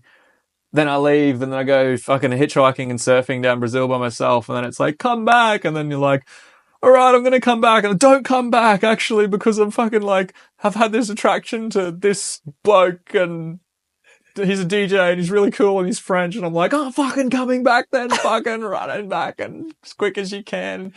Fucking traveling for 36 hours, no sleeping, bloody hitchhiking through the jungle, getting on buses, getting on a plane, getting on the back of a motorbike at 3 a.m, crossing sand dunes to make it back. Rock up 6 a.m, get the fucking door slammed on your face. Like, oh, it was a hectic little period. It was a hectic period. And then I was like, actually booked my flight to leave the country. And then like, it just went, yeah, it was a very, very sad, confusing period for both of us because there was a beautiful connection there. And it was kind of like, this isn't working. This is tragic. And having to let go of that with each other was like a bit like, it was for the best. But it had been happening for a while. It was just like fucking breaking the ice, you know. We didn't break it fucking quickly. No. It was like continuous breaking of the ice. Does part of you wish that Vic could have been, and this is not that it's her responsibility, but she could have kind of been, or like, because obviously you weren't, but then again, you were the younger boy, like, she's a fair bit older than you, like, do you kind of wish that she could have been like, I can't do this, and like, just cut it? Oh yeah, she tried. Yeah. She tried, for sure. Yeah. And there was just like, there was never a full commit from both sides. Yeah. It was always kind of like a little bit of like hanging on and hanging around and all that classic stuff, you know. You're like, oh, but if I leave, I'm going back to the other side of the world. Okay. And so it's like, this has to end, but if it ends, that's it forever, you know? And it was like, whoa, no, it's too deep for that. Like, what's going on? It was very confusing for both of us. And that, But honestly, I look back at it now and I understand why. Like, that was probably one of the most meaningful things that had to happen to me in my life to be who I am. Like, it had to make me, it gave me so many things to reflect upon and so many tools. Like, as a 20-year-old, to just drop everything you're doing and just fucking travel with someone for a couple of years and go to the point where you're shaving your heads together in fucking India. You're like ending up in like weird silent bloody ashrams that are worshipping a fucking guru. People talking to them and asking them questions about like all this like, you know, crazy stuff. People are trying to get enlightened. You're like getting kicked out of towns by gangsters in the middle of the night, and fucking like getting like sexually assaulted by people in the mountains. Do you have a kid in India? Yeah, we adopted a little kid. Yeah, like that kind of thing. Like all that. It's just wild. Like looking after dogs, and then the locals trying to kill the dog, and like, getting sexually assaulted on buses and stuff like that. Just like real like wild adventures. You know, like just all fucking that, and experiencing that all around the world. Like at a specific point, like that was the most. It taught me so many things, and looked at how I react in these situations and what I need to work on, and years of unpacking after it all ended to be able to integrate that. And I'll have years more of integrating that, of thinking deeply about like, oh, that makes sense. That makes sense. This is what I have to look at. Like that was a very, very wild, fun time that it was very, very necessary for me to have. The enjoying it was cool. The image of it was cool. Like the ego was satisfied. The heart was satisfied, but they were both equally as let down and depressed and cut. It was just very chaotic and cool. So that was a huge part of my development as a person, but we had to come together to experience that together and show each other all those parts to then be like, yeah, at a specific point, you have to sacrifice having that person in your life to move away from that. And so that was cool. That was good. It was hard, yeah, for sure. And I got back on a plane and came back to Australia. And then COVID happened, so that was quite necessary because I imagine... what was the timeline? Like, you left Brazil in 2019 or 20? 2019. Yeah. Yeah, 2019. Then it was like back to Australia. I was $2,000 in debt to a mate. He lent me some money for a car and a flight home. Thanks, Heath. And I had fucking nothing. I had nothing. I had a fucking torn sarong, couple pair of clothes, a longboard, my mate's broken car. Because you've just gone all in on this crazy movie whirlwind adventure. Yeah, exactly. And you come back from it and you're like, woo, that was fun. You're fucking 20. No, I was 22, maybe. 21 or 22, something like that. And then you're like, cool, that's what I should be doing. I had to do that. I'm sure people have their stories, but I've never heard anyone's story similar to that. No. That's shared, like just going completely I feel all like into everyone wants that story. Oh, it was fun. It was fun. And it was very... Yeah, it was great. Yeah. If that feeling's inside of you, you got to go for it. But it's not a healthy feeling. It's like it's like a let's fucking burn this to the ground in the funnest way possible. You know, that was cool. So yeah, that had to happen. That all had to come out of me. I ended up back in Kuranda in FNQ. My friend Carmen gave me a job at a cafe. I walked up and I was just like, I saw like an attractive... In my broken sarong. I saw an attractive girl at the counter. She was French, and I was like, oh, maybe I'll go talk to her. And I walked up and I was like, are you guys doing jobs here? She was like, oh, I'll get the manager. And the manager came out and was just like, hey, like, yeah, we might take on. You got a resume? I was like, no. She was like, you don't have a resume? I was like, nah, but can I send you an email? And then she was just like, fuck, okay, dude, like, whatever. And then so I sent her an email. And then on Boxing Day, she fucking, like, maybe a week later, she was like, oh, you got a trial tomorrow, you ready? I was like, yes. Went up there. Within 10 minutes, she was like, you got the job. I'd never worked in a cafe before. And then that period was so much fun. Carmen really scooped me up. Carmen was the manager, owner of the shop. Like, she was letting me live on her couch. She was just like giving me work. We were going to the pub, getting on it. All the beautiful Indigenous people in Kuranda, just so much fun. Some of the funnest nights there, just like ending up at little doofs and parties with all those boys and just drinking beers, smoking tobacco, getting on mushrooms, And just, it was like cool. Like I'm home now from this massive adventure and I'm like being introduced to this part of FNQ that I haven't spent a lot of time in. I'd always come back from travels and be like, I got to get the fuck out of FNQ because it represented a lot of that stagnancy that I'd felt. You know, I was always the nature's good, but I was like, I got to go meet people. I got to go socialize. I got to go dive headfirst into it. And so then, And Karanda's a real hippie haven. So it's that maybe when you were on MD with Matt that one time and he was talking about the tree and the moon, it's like that energy of, yes, I can party and connect, but it's real grounded. Like, just dark forest. yeah. Beautiful, clean, crisp air. People are like of very wide spectrum, full bogan or full hippie, or there's no like, everyone up there is like there to be a little bloody headless chicken a little bit, you know? So that's cool in their own way. So that was nice. I had a really fun time there with Carmen. She really like helped me out.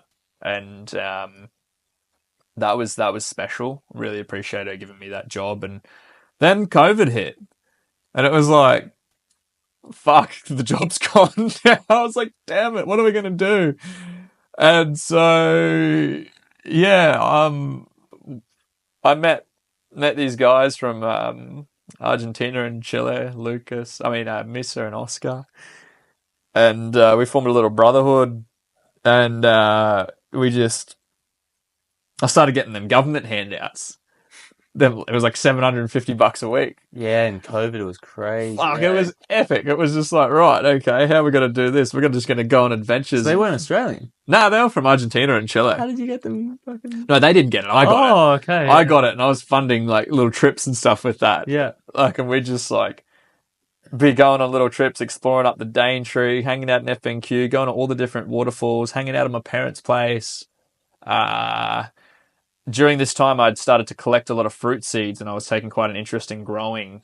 And I kind of convinced my parents to allow me to cut back all the guinea grass, the tall, like invasive grass. It's fucking all over FNQ. To plant a fruit orchard.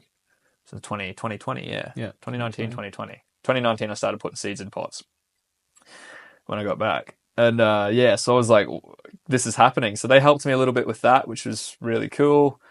We went on a big road trip down the East Coast. Everything was kind of like dependent on what you could move around at that point. We're all stuck in Queensland. And it kind of bred this like, everyone was kind of stuck there. So people were being attracted to FNQ, and what travelers would usually just be coming and moving through, people were coming to stay. And that was sick. People were like accumulating, and it was like awesome. This like wild, groovy character that I'd usually just get to know for a few nights is going to be sticking around for 6 months. So we had this awesome, and everyone's either working or not working or just like partying. There's like illegal bush dwarfs happening fucking like every second night. The weather was just unreal. I went over and one of my mates who, the family that he married into, he actually grew up on Dunk Island, Anzac. Yeah. Anzac, a really good friend of mine. He grew up on Dunk Island, and he married into a family that actually bought the island.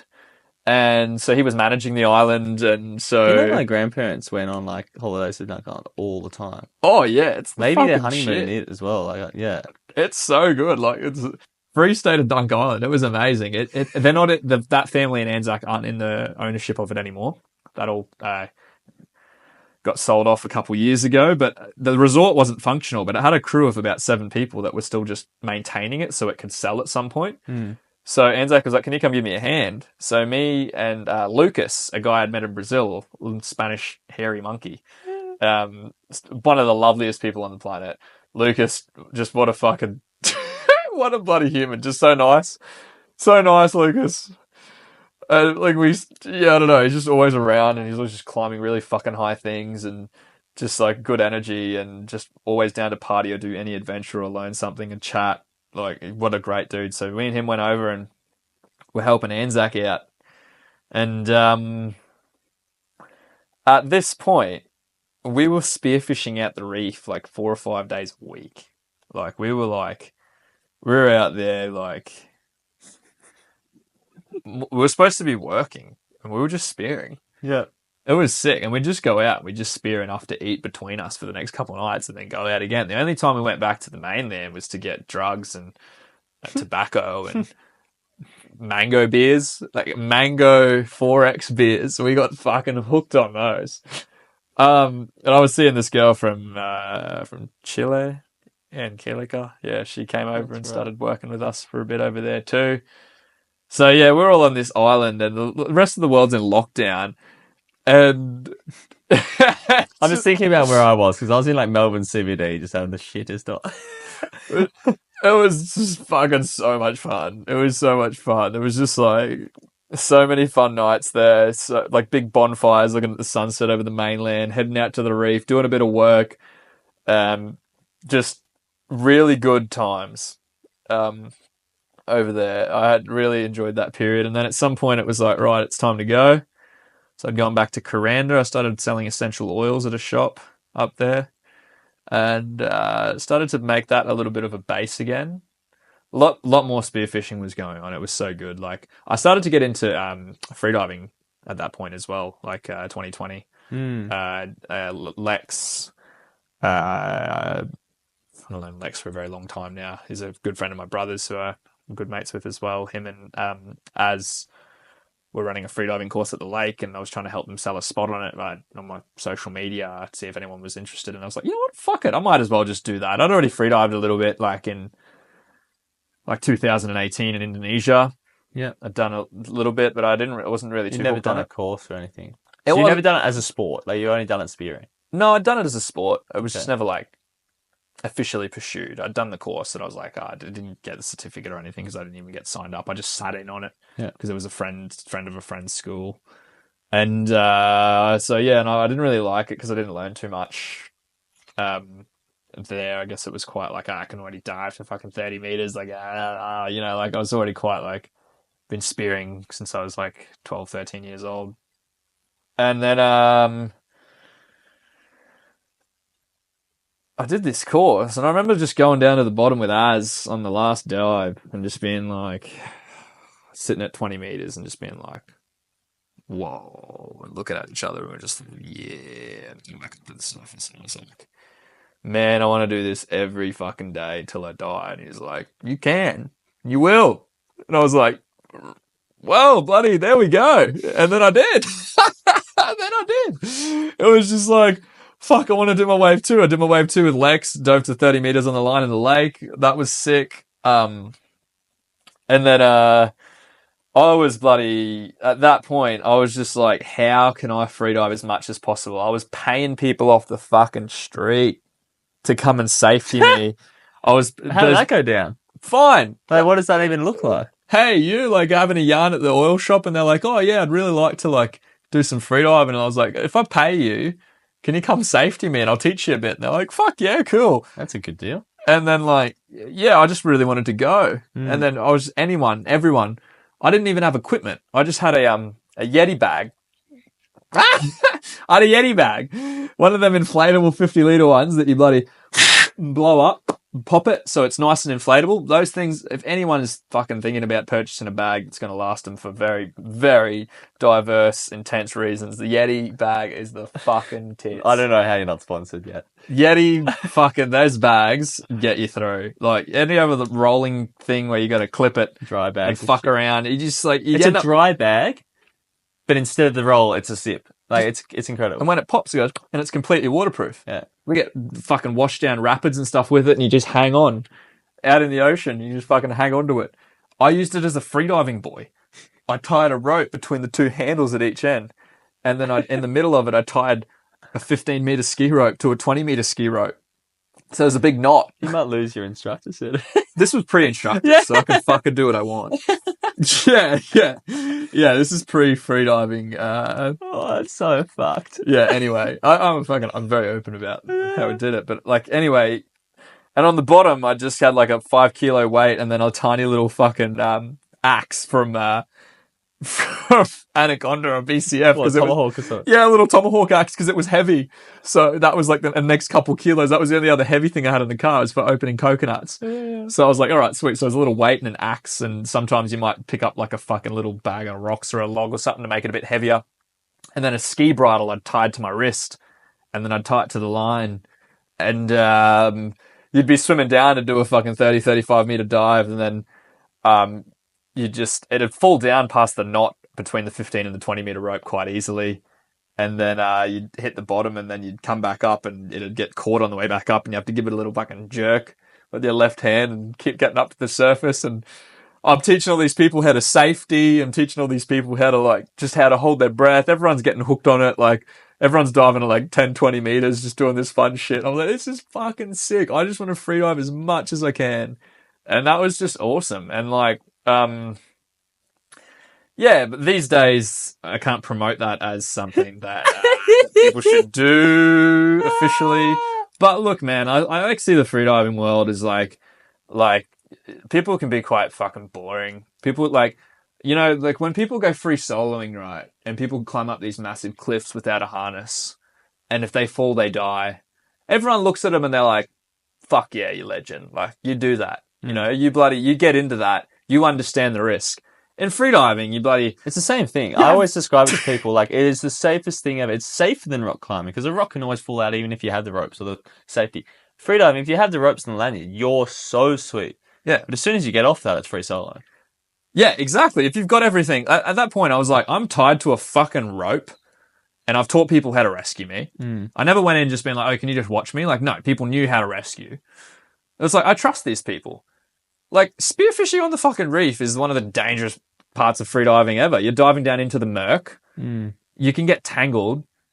Like, there's big fucking sharks everywhere. Yeah. Like, how is that more dangerous than using a bit of fucking dodgy home equipment for your first freediving setup because you didn't have enough money at the time? Yeah. Like, and yeah, so any part of the freediving community that gives you a little bit of backlash for being a fucking cowboy before you could afford to actually dive like every other rich cunt is like, fuck those cunts, Just like, freediving's a fucking rich man sport, and you get labeled as a fucking cowboy for doing things like a little bit fucking different at the start. It's like, nah, you fucking just use your brain. You know the risks. You've done some courses. You know what's going on.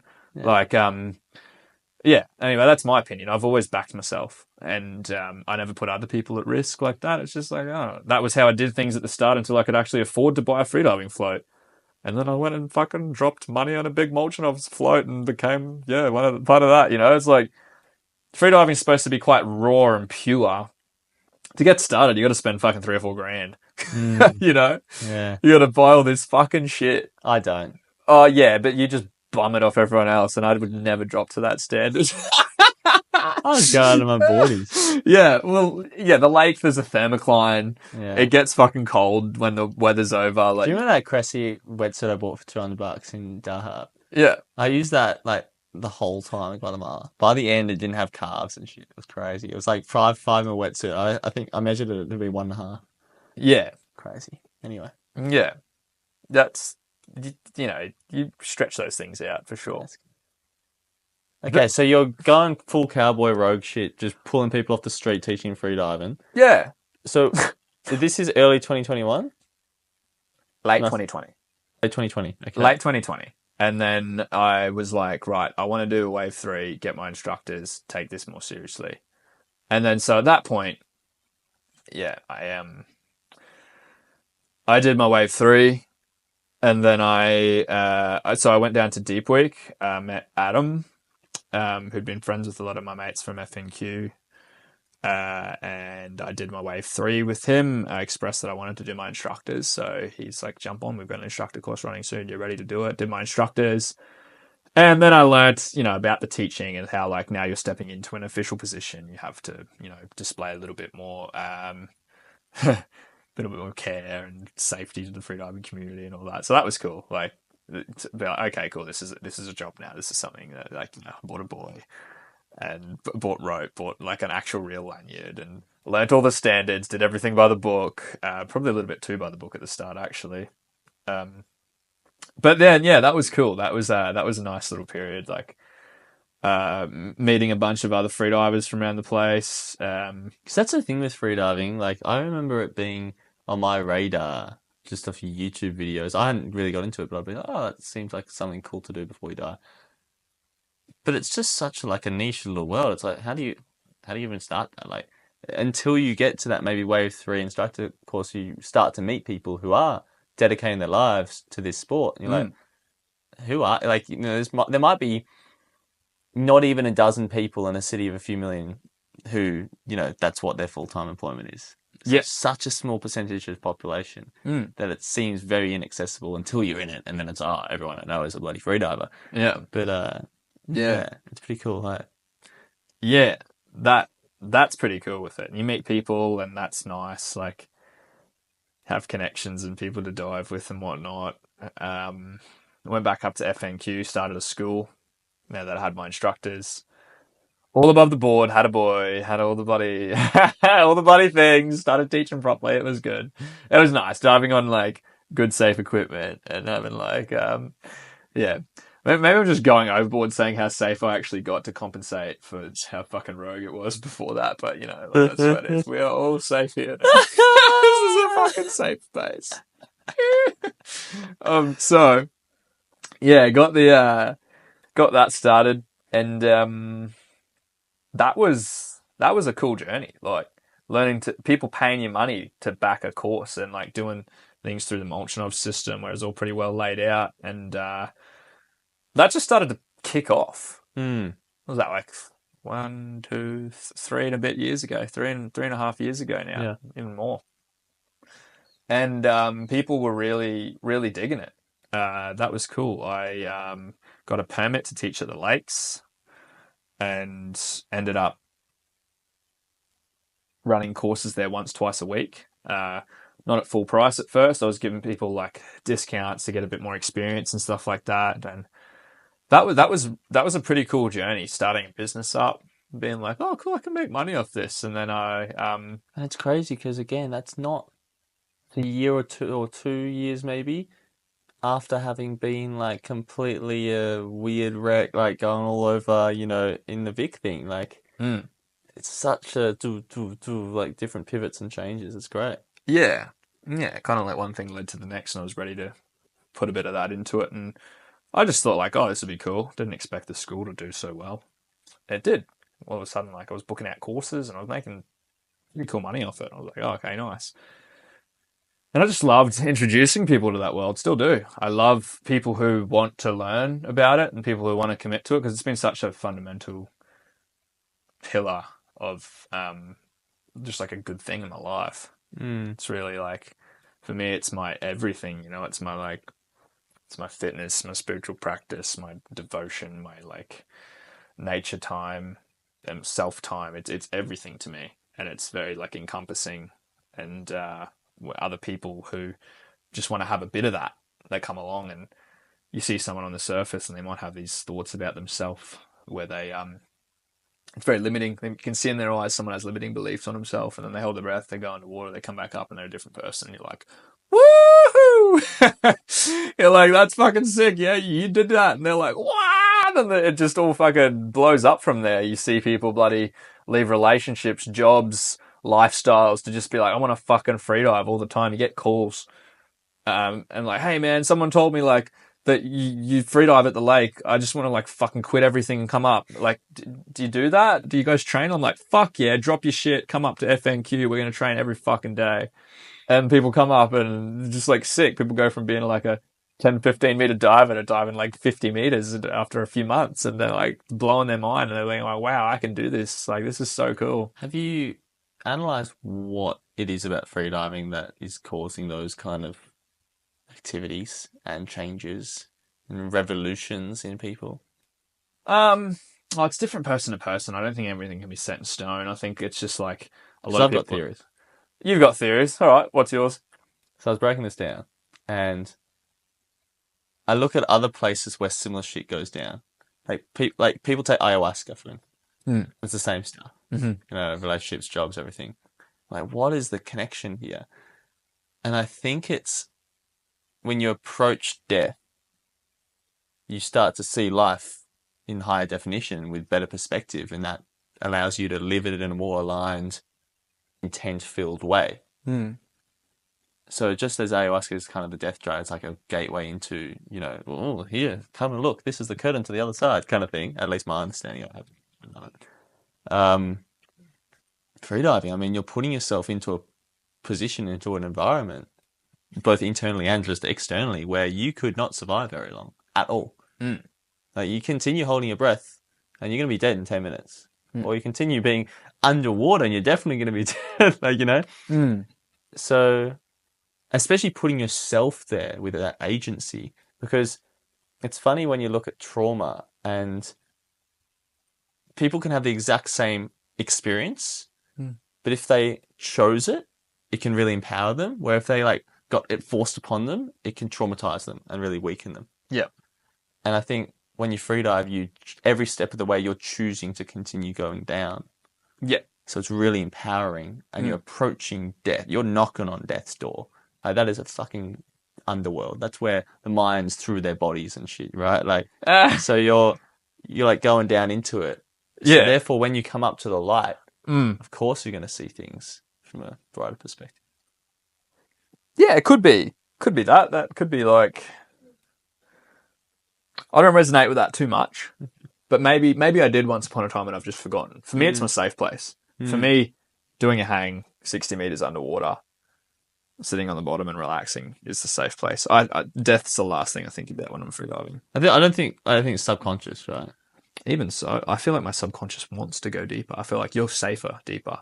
Yeah. That's how I feel. I feel like it's like you're growing. You're doing what you're meant to be doing. We're diving deeper. That's what my subconscious is telling me. My subconscious is like, this is your journey. All the little things that it's going to bring up along the way with certain injuries, certain progression rates, certain management of social settings and applying energetic settings, setting boundaries, making enough money to do it. Like, it's very fucking encompassing. But I think we all get that, right? We're all kind of weirdly seeking death, but scared and avoiding it. Like, if you were to avoid death, right, you'd be living in a bed in a really like temperature controlled room and maybe like scrolling phone, eating like, you know, food that makes you comfortable or whatever. And like you'd feel the least alive possible, even though you're technically avoiding death. So shouldn't you, by avoiding death, be alive? But it's actually approaching death makes you feel alive. Yeah. So I think that's a weird thing that you're describing there. Okay, yeah. It could be bang on then. I get what you're saying. Okay, so you start teaching people. Yeah. I really like how you're describing that. You're really guiding them on a holistic, like, you're like a shaman of the deep. Oh, don't give me that fucking title. It's just telling people how to relax in the water is all it is. It's freediving, fucking anyone can dive to 30, 40 meters deep, no matter what fitness or age. Yeah, it's just holding your breath. As long as you haven't fucking full cooked your lungs with too much bloody durry smoke and stuff like that, it's pretty doable. Like, it's just about learning to surrender and just relax the body in a new environment, and that's pretty cool, and that's empowering for people. Like, people learn how to do that and they can apply that to the rest of their life, and that's pretty sweet. Yeah, and you're just making that completely your life. Yeah. Just like giving people the chance to A, find their own way, and B, show them my way, and that's cool. And then having like, you get pretty grateful for things like the education systems and whatnot, because they allow you to implement that into society, or else I'd just be a fucking lunatic up the lake being like, who wants to come hold their breath with me, you know? So it's pretty nice that you can actually put it on paper and make people feel like they're, you know, progressing through things and, you know, doing something properly. Yeah, I got my certificate. Yay. You know, like, I think it's funny, you know, people like the certificates and stuff like that. So that's cool. But really, like, you know, what does that represent? What does that certificate represent? It represents you unlocking deeper parts of yourself and realizing that you can do more. People want to be able to do more. People want to be able to experience themselves on a deeper level. People want to commit to something, work hard at something, and get it done. Sometimes they need a little bit of a kick, and you know, these things are great to attract people to that. And it's fun. It's a really nice job, and I don't feel like I work. You know what I mean? I put a lot of effort in. Like, increasingly, I'm learning how to put more effort into the business. I'm learning how to like give people a better experience, give people as much of me as I can. And that's hard for sure when balancing it with training at the same time. But I enjoy that. I enjoy that as well. Like, how can I make this person enjoy their experience as much as possible, dive deeper, understand themselves better? And honestly, my main point is just trying to let people know that it's a journey and it's not a skill. I tell people the first thing on a Wave 1 course, I'm like, Freediving's not a skill, it's an adaptation. It's not something that you rock up and you're like, I can do this or I can't. Everyone can fucking do it. It's just like, I like saying it's like learning how to walk.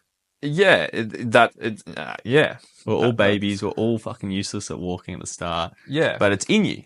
You don't look at a baby and go, like, that's going to be a bad walker. Mm. It just has to like stumble around a bit and maybe hit its head on the coffee table. And like, Yeah. 6 years later, it's sprinting around, you know? Yeah, It's kind yeah. of the same with freediving, right? Yeah, it's that. It's like you're getting people to understand that everything's just giving it a crack again and again and again. It's like fucking surfing. Everything. It's all the same. It's just another thing like that. But for me, it's the best thing. For me, it's cool.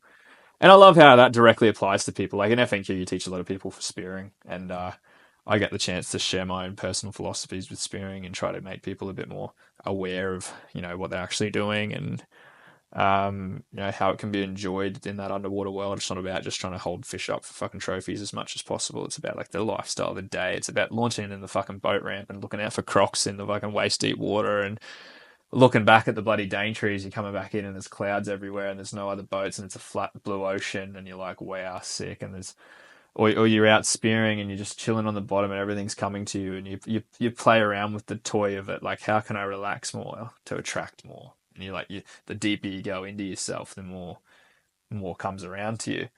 The deeper you go into yourself, the less that fucking big bull shark's gonna give a shit about you. You know, it's just gonna cruise. It's like how can you play with all this stuff a bit more? And that's pretty cool. And then like coming back in and filleting the fish and cooking it all up together and chilling out and like just that's cool. Getting smashed by mosquitoes while you're fucking filleting and then just at the end of the day, just all eating it together while listening to all the insects in the rainforest and then, you know, washing all the gear off and jumping in the creek after. That's the fucking best bit of the day for me. Just cruising down the creek and jumping in to wash all the salt off you and then kicking off the rest of the night. Like, I don't know, that whole experience of it, that's it for me. That's it for me. I see spearing progressively becoming a bit more like Pokemon cards with people. They want to get into it. I just see like a bunch of boys being given a gun, a bunch of boys being given a new, you know, a bit of a toy, and they're like, "Oh, cool! How many like Pokemon cards can I collect with this? How can I modify this and become an expert on this and be like the fucking maddest, doggest Spearow cunt?" And yeah. That's fucking funny. It's funny watching that. But, you know, we're all like that probably. I just think, like, a lot of us were like that when we were, like, 14. Yeah. And then it just kind of, like, you know, I fucking see, like, 30-year-olds and 40-year-olds doing it. It's pretty funny. So I can't laugh at it now. Yeah. But I'm acknowledging that at some point that was me. Yeah. Natural evolution's there. Yeah, it's pretty funny. But it's like, yeah, we can all laugh at these things. But, yeah, I just like to share with people that, you know, it's not about... It's about like the, you know, connection that you have. You're killing something each time you kill something. Like I friends are like, go rape and pillage and hit it. And I'm like, I hate those fucking words. I hate that attitude. Oh, so people are like, let's go out and Get it, kill it. I'm like, no, man. Like you're taking something's life, and when you take something's life, you have to know what you're doing. Like that process of taking something's life is very meaningful. Yeah, you're not just like, that's another thing, whack it in. It's like a deep responsibility. Yeah. Like what are you gonna do? And if you take something's life, you make sure that you're gonna eat that. And I love it in FNQ. Here it's a little bit harder to get through that responsibility, but it's like we fillet the fish, we take the wings off it, we bury the rest of that fish underneath trees, and then that contributes to that tree's health. We create spots for trees to grow with it. We put it into stocks and stuff like that. It's quite a big process. And at the end of it, something's died and you've killed it out of your choice. You've put yourself out there in that environment and you've killed it. And there's not too much difference between you and a fish like that. You know what I mean? Or you and another being. Every time you kill something, you got to know what you're doing. And I just see a lot of people getting into it like it's a video game.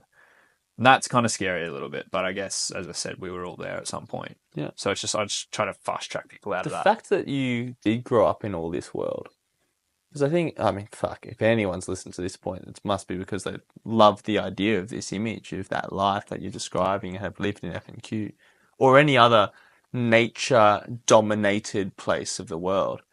where you live like that, right? Do you feel lucky, or do you ever acknowledge that, okay, like I grew up here doing this stuff, so I like from the start that's all I've known. But whereas, fuck, if I had grown up in a city, like how I feel, it's like, oh shit, I'm having to like rewild myself, or someone else. Like, do you ever kind of think about that? So lucky. Every single day, I'm like, fuck, I'm the luckiest person alive to grow up in Far North Queensland. Because the games you've been playing your whole life are really like human games. They're naturalistic games. They're games that everyone's ancestors have always played, and they're games that you can see their natural evolution of being a 14-year-old boy, and then a 20, and then a 26, and then a 40, and a 60-year-old man, and it just all works. And your identity, your masculinity, you as a person is getting tested by nature. There's no one I'd really rather tested by nature. Whereas if you're in the city, it's like these are games we just invented, humans invented. The money game, the status game, the social media game. And you can still run them in a similar way, but they're not game. Like, it's like playing a video game versus playing real life. The video game might be amazing, but the fact that it was made by humans means it's never going to compare. Whereas the real life game has been evolved over millions of years, over thousands of generations. It is designed to test you in the right ways and then hold you in the right times. And it's just meant for human flourishing. Where all the human-made games that dominate in a city are not necessarily made for human flourishing. They might be made for the fucking capitalistic profits. Who knows, right? So Man, cities are good for like 2 nights, in my opinion. You go, you fucking party as hard as you can, dance to as much music, and just eat as much fucking food and get out. That's my city life, and it's just like get in there. Any more than that, I'm just like, but I understand and I do value how people can actually do that. Like I'm not saying that the way that I live is right, and that's the way. I feel so lucky because it's so well suited to me. But I do see the value in what people can, culture, history in a city, that how much of it's evident and put on display. But for me, like, I feel incredible culture and history when I walk up a creek, when I'm on a beach, when I like look back at the mountain.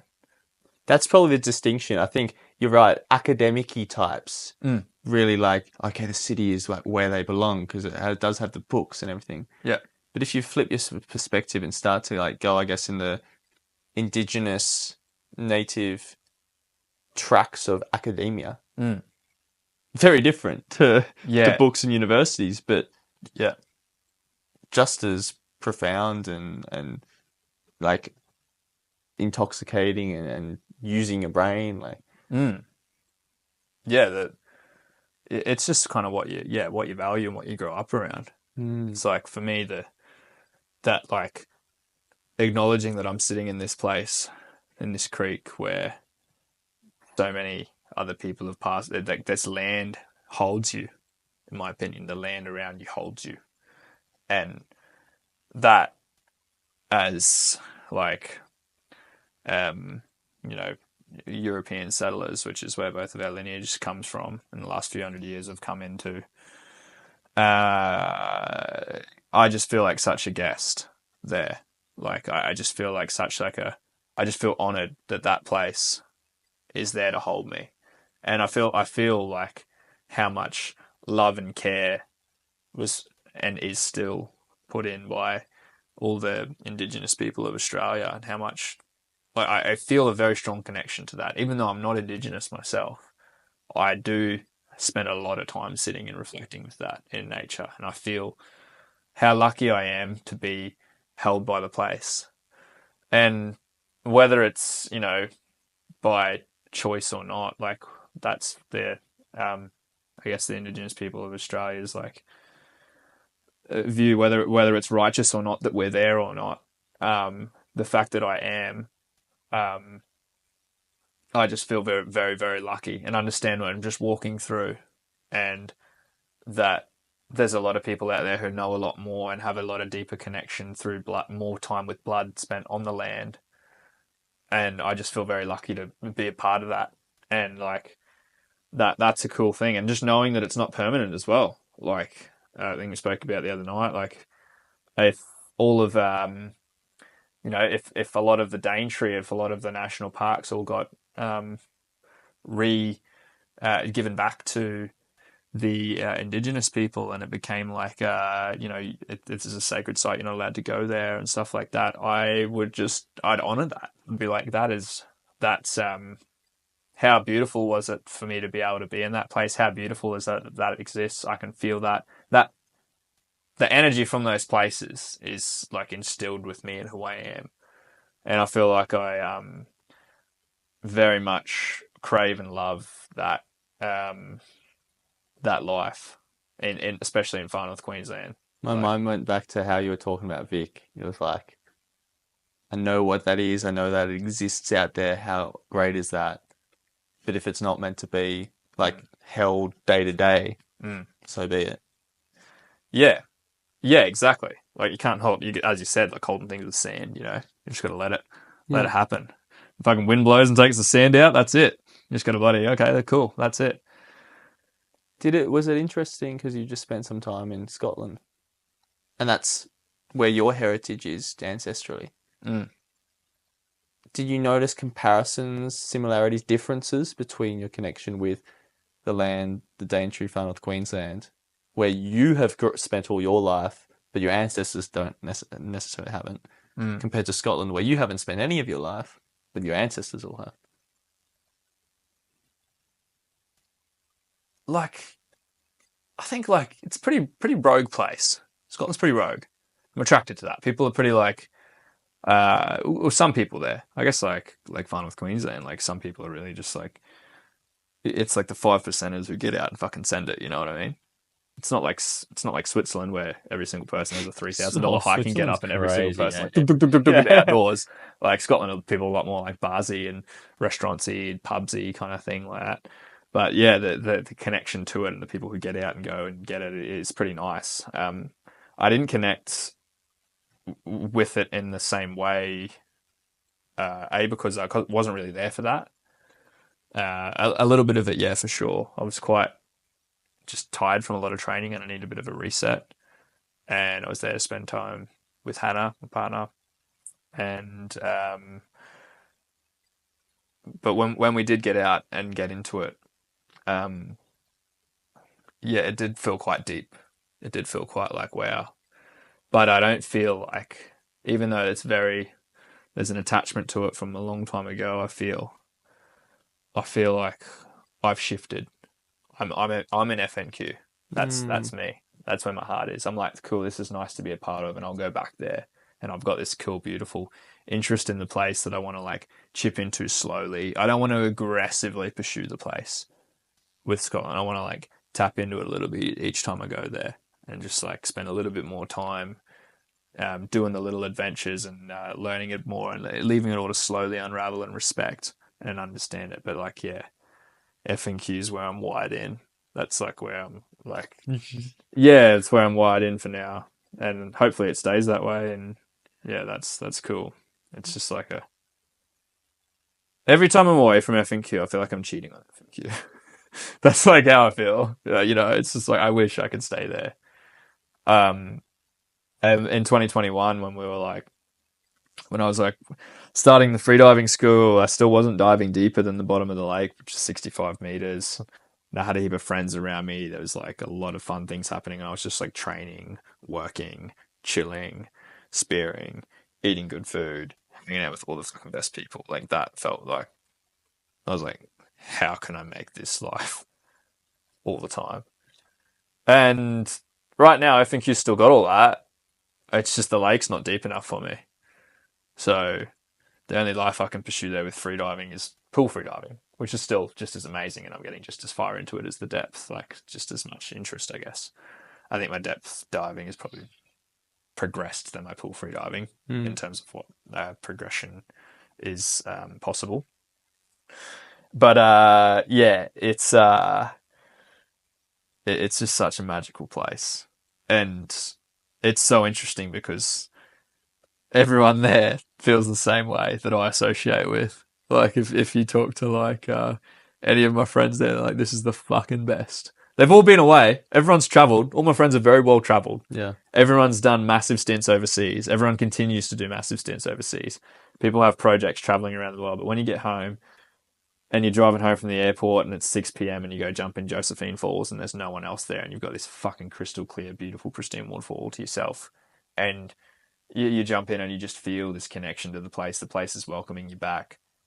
And then you're down on the beach the next morning cutting coconuts and drinking it by yourself and there's no one on the beach and you're like, what adventures are going on this week? Is it pissing down rain and we're all just going to hang out and bloody get a heap of work done? Or is it sunny and it's fucking go time and we're going to spend 3 days on the reef and we're going to come back and bloody head up to a big party on the bloody Tablelands or some bloody bush stuff and get, go camping on the islands for a few nights and then just like, got to work somewhere in there, got to train somewhere in there. It's just very like, it's a playground. It's a playground. It's a big jungle playground. But I also just really want to like take the time to also understand that I'm a guest there. Like, while I feel so lucky to live there, I also just like, You want to honour it. I want to honour that. Like my ancestry has not been there for very long. And that is a very significant, beautiful place to the Indigenous people of Australia. And I just want to like honour that, understand that and share that with people as well. It's like, take the time to feel this land, that's all it's asking of you. And Pull up to Milla Lookout and just like bask. And just feel it. Don't just walk and take from it.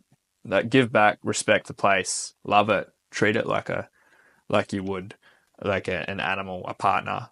Like, treat it more than that. It's holding you and it's giving so much. You have to be so grateful for it. Like, it's doing more for you than you can ever do for it, And that's my philosophy with it that makes me comfortable there. So, yeah, as long as you actively obey that, like, I think it's can be one of the most wholesome healing places ever. Cool. Okay, so getting a bit fucking fatigued. I think both ends. We're yarning a bit. No, it's good. How long has it been going for? Fucking almost 2.5 hours. Fucking hell. Jesus, this is a big one. Yeah, this is gonna be Want to see my jumpy? So I saw when I met you in that period that you just described, like, how can we just make this all the time?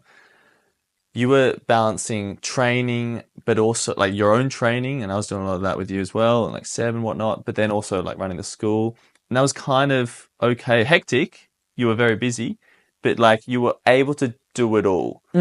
Now that you're getting deeper and taking your own training way more seriously, but also the school's like successful and stuff, it seems like you're having to, and we've talked about this before, but you get to this level of like seriousness and maturity and success where you have to start to realize there are costs to pay. Yeah. Things do have to kind of fall by the wayside to a certain extent. Yeah. How is that going? It's the next bit of the hard working journey. There's parts of you that have to be sacrificed that you love, and you could all do it at once at some point, and then you just realize you can't.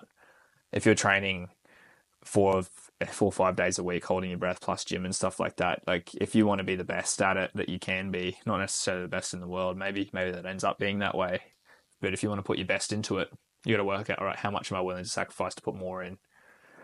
And realistically, like, if you want to achieve what you've set out to do on each one of your sessions, like, I have a coach that I meet up with every week. He's one of the best freedivers in the world. We meet up online and talk, and he sets me out the things. And if he sets me out these things, I'm like, that's my task for the week. That's my job for the week. That's your number one priority. That's my number one priority, and that's what I have to do.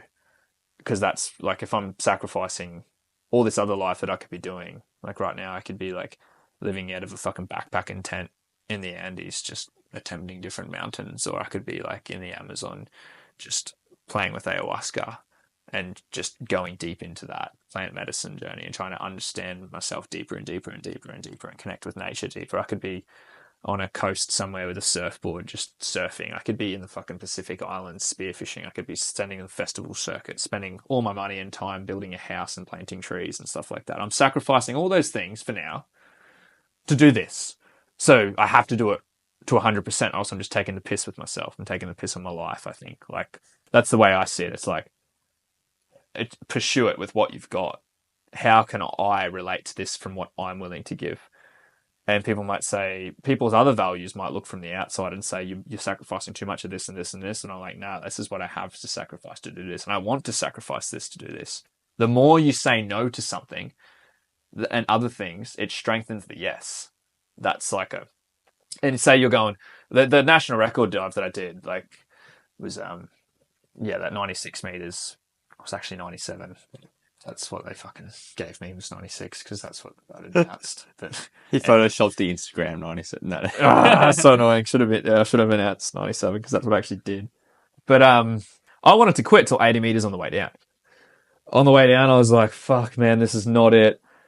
This is not the dive. You're gonna black out. You're an idiot. You're gonna squeeze. You're gonna like just fail this. You're not ready to do this yet. You're da da da da da da. All these thoughts, and because I'd said so many no's, I had such a strong yes, such a strong will to just drop into it. And that's a competitive free dive. Those thoughts are going to be there in a competitive free dive because everything's coming in. And when you go to do your dive and in your turn, all those times that you haven't smoked a cigarette, all those times that you've decided to go to bed, all those times that you've decided to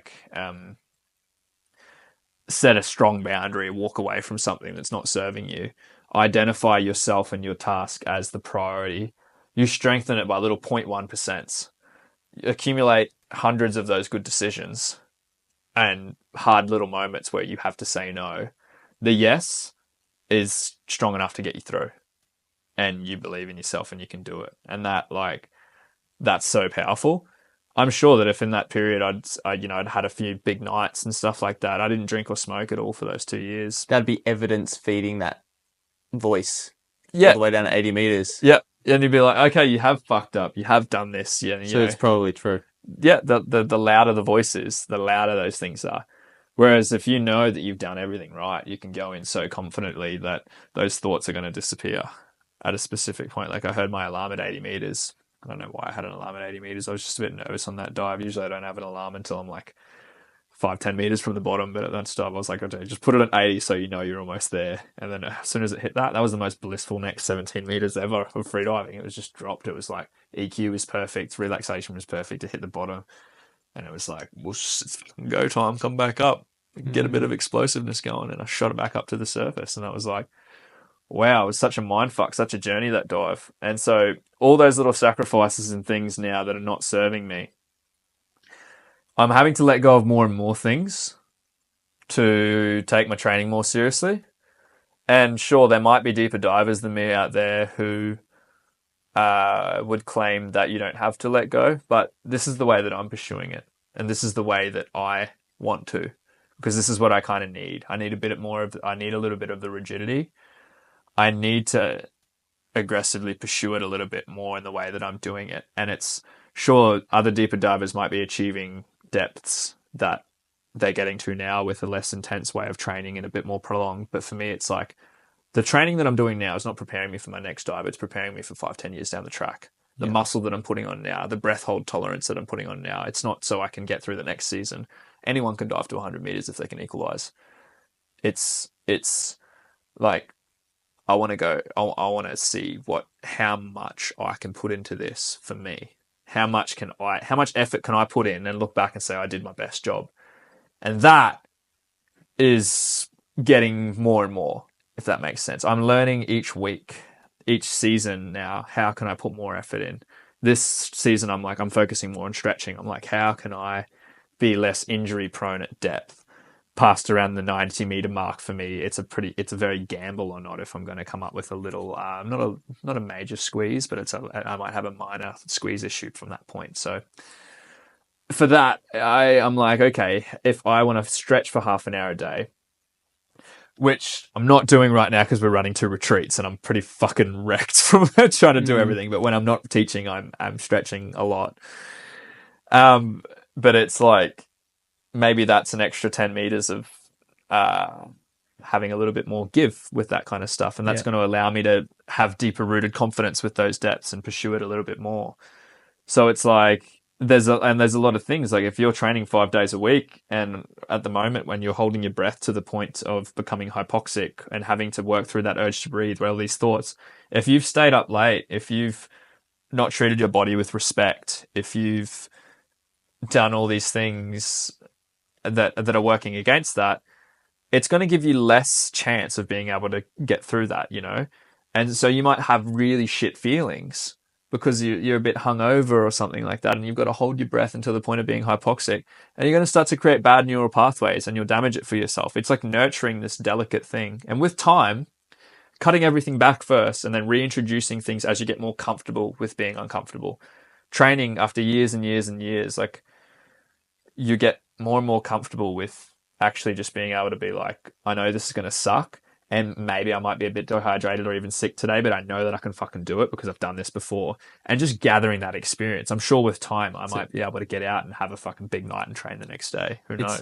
There's a thing, you might have heard this time in other podcasts, like self-confidence and self-belief isn't about sitting in front of the mirror and just saying you can do it, you can do it.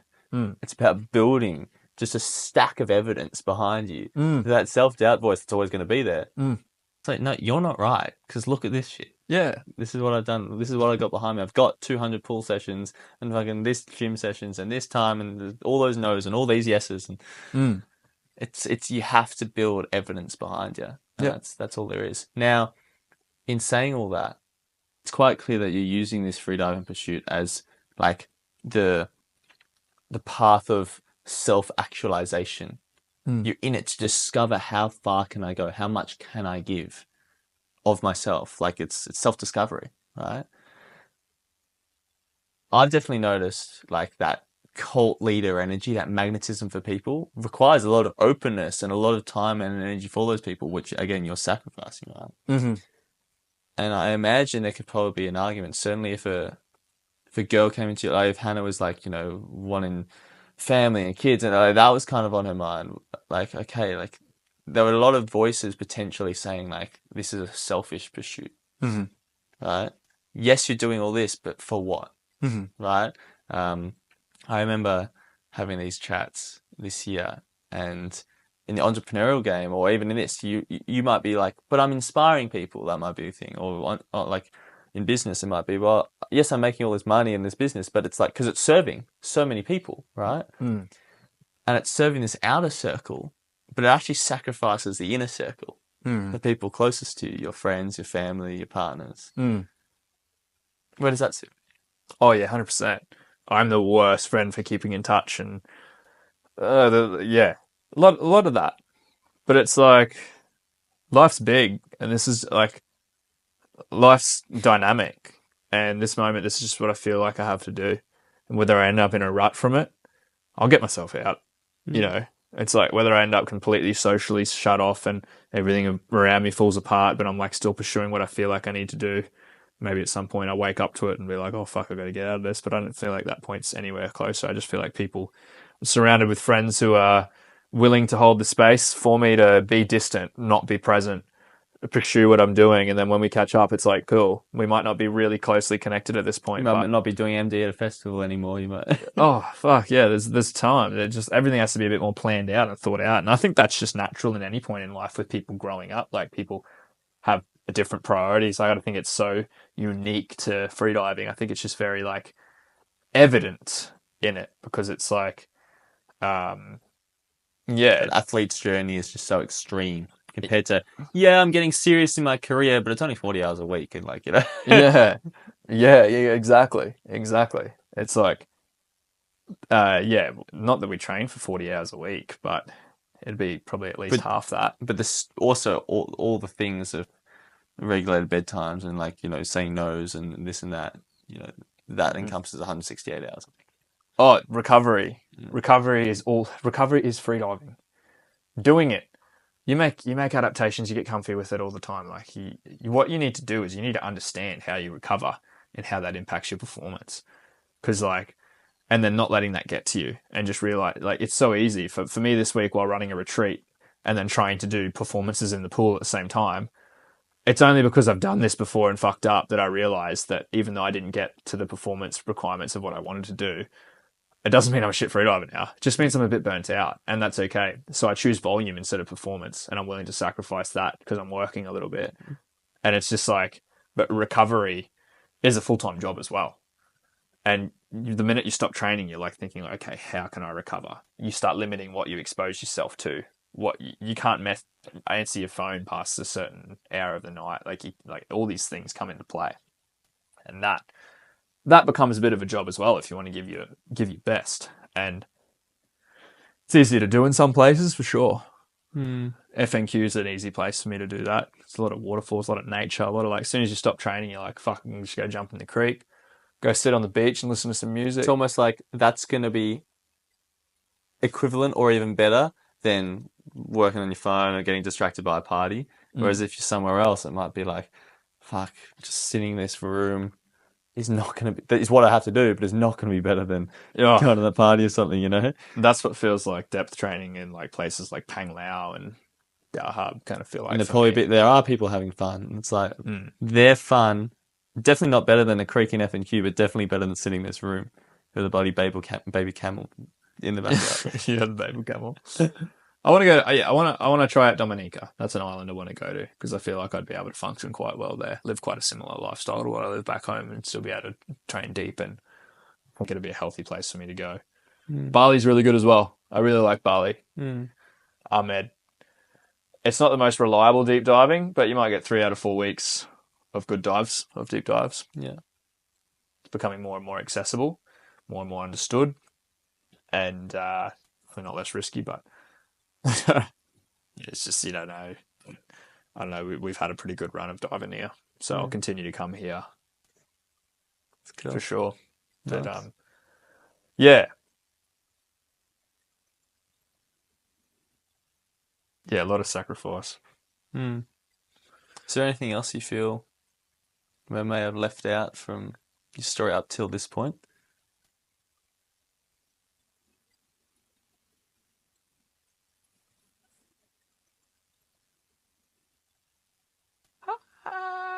There's a lot of like fun little countries in between places and stuff like that. It's good.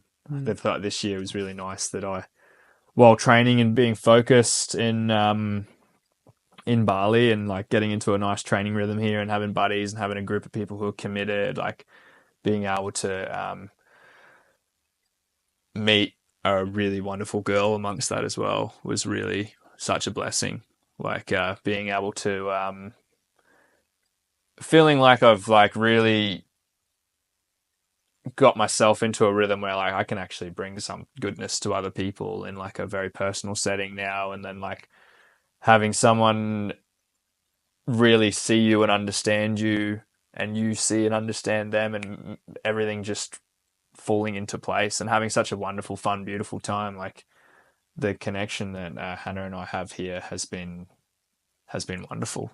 Like and from Bali to Panglao over to Scotland, and now she's going to come to Australia and hang out. It just feels like a really beautiful dream where you're like living life with your best friend and learning to understand each other and connect in like at a really healthy pace, because we're both quite kind of chaotic people, you could describe us as, but we find this understanding for each other, which is really beautiful. It's very peaceful. It's kind of like the quiet you feel underwater on a free dive, but also the fun you feel underwater on a free dive. It kind of feels a lot like that. So it's kind of, that's been like a very key and still developing beautiful part of the journey that couldn't help but use a freediving metaphor to describe your relationship. That's all it is. People would be disgusted if they heard how much we yarn about freediving. Like even we get disgusted by it. We're like, okay, you can't fucking...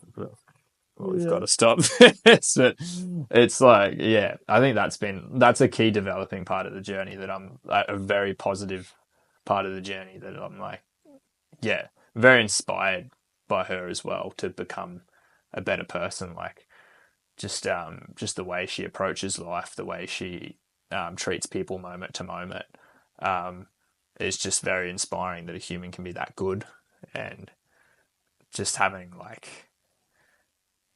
lot of fun with it along the way in a healthy way. So I think that's good. It's like just a different kind of like healthy, beautiful connection that I'm really, really having fun exploring and looking forward to keep exploring. You know what I mean? Like that's pretty cool. That's a developing nice thing.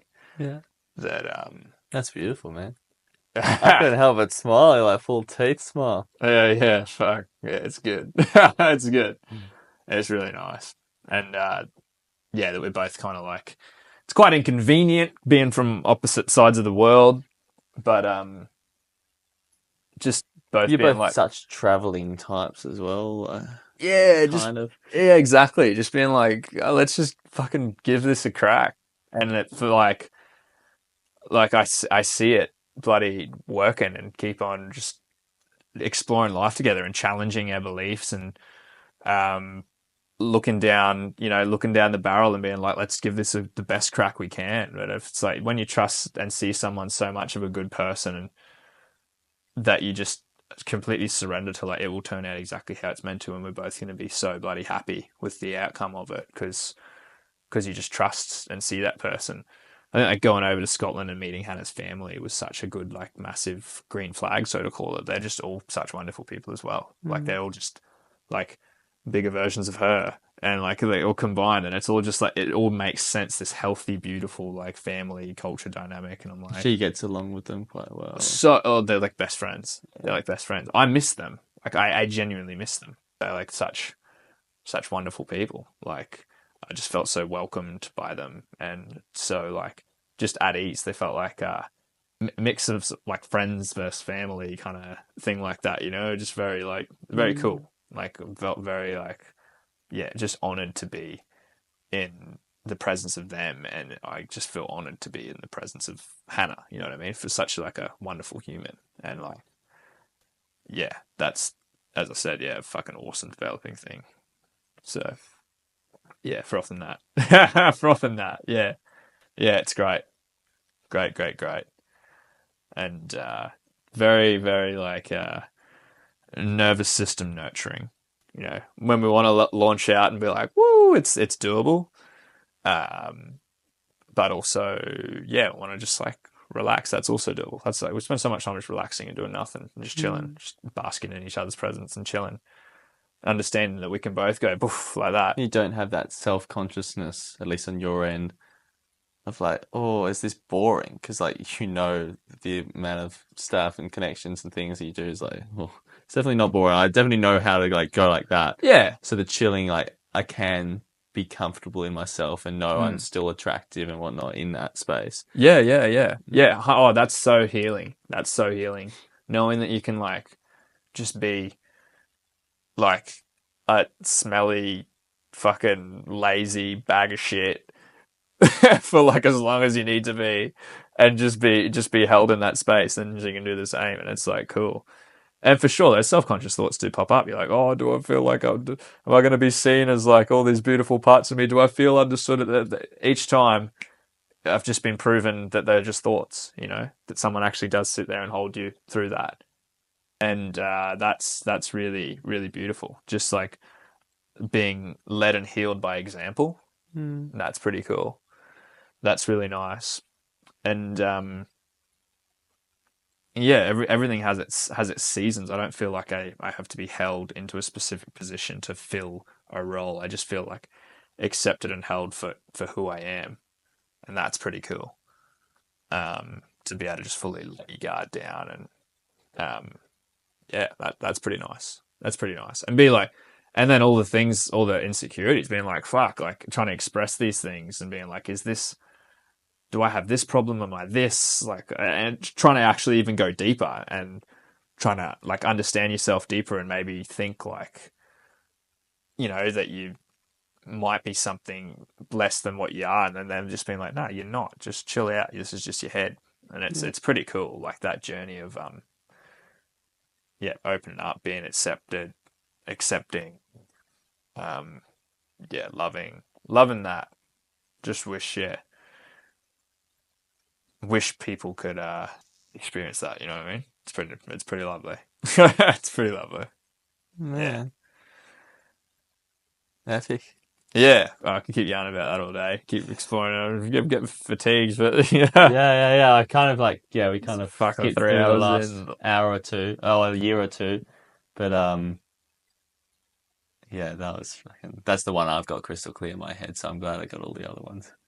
I'm pretty selfish with these interviews. I just want to, I want to know what I want to know. Yeah, last year or two has been fun. Training, freediving. Yeah. Fucking leave that for a freediving podcast. Exactly. Yeah. Give up Latinas. Oh, Yeah. All right. shall we? Yeah, good. Good shit. Okay, thank you. Whew. That was big. Well done, Jeff. That's huge. Good stick. It was good. Hard to be present.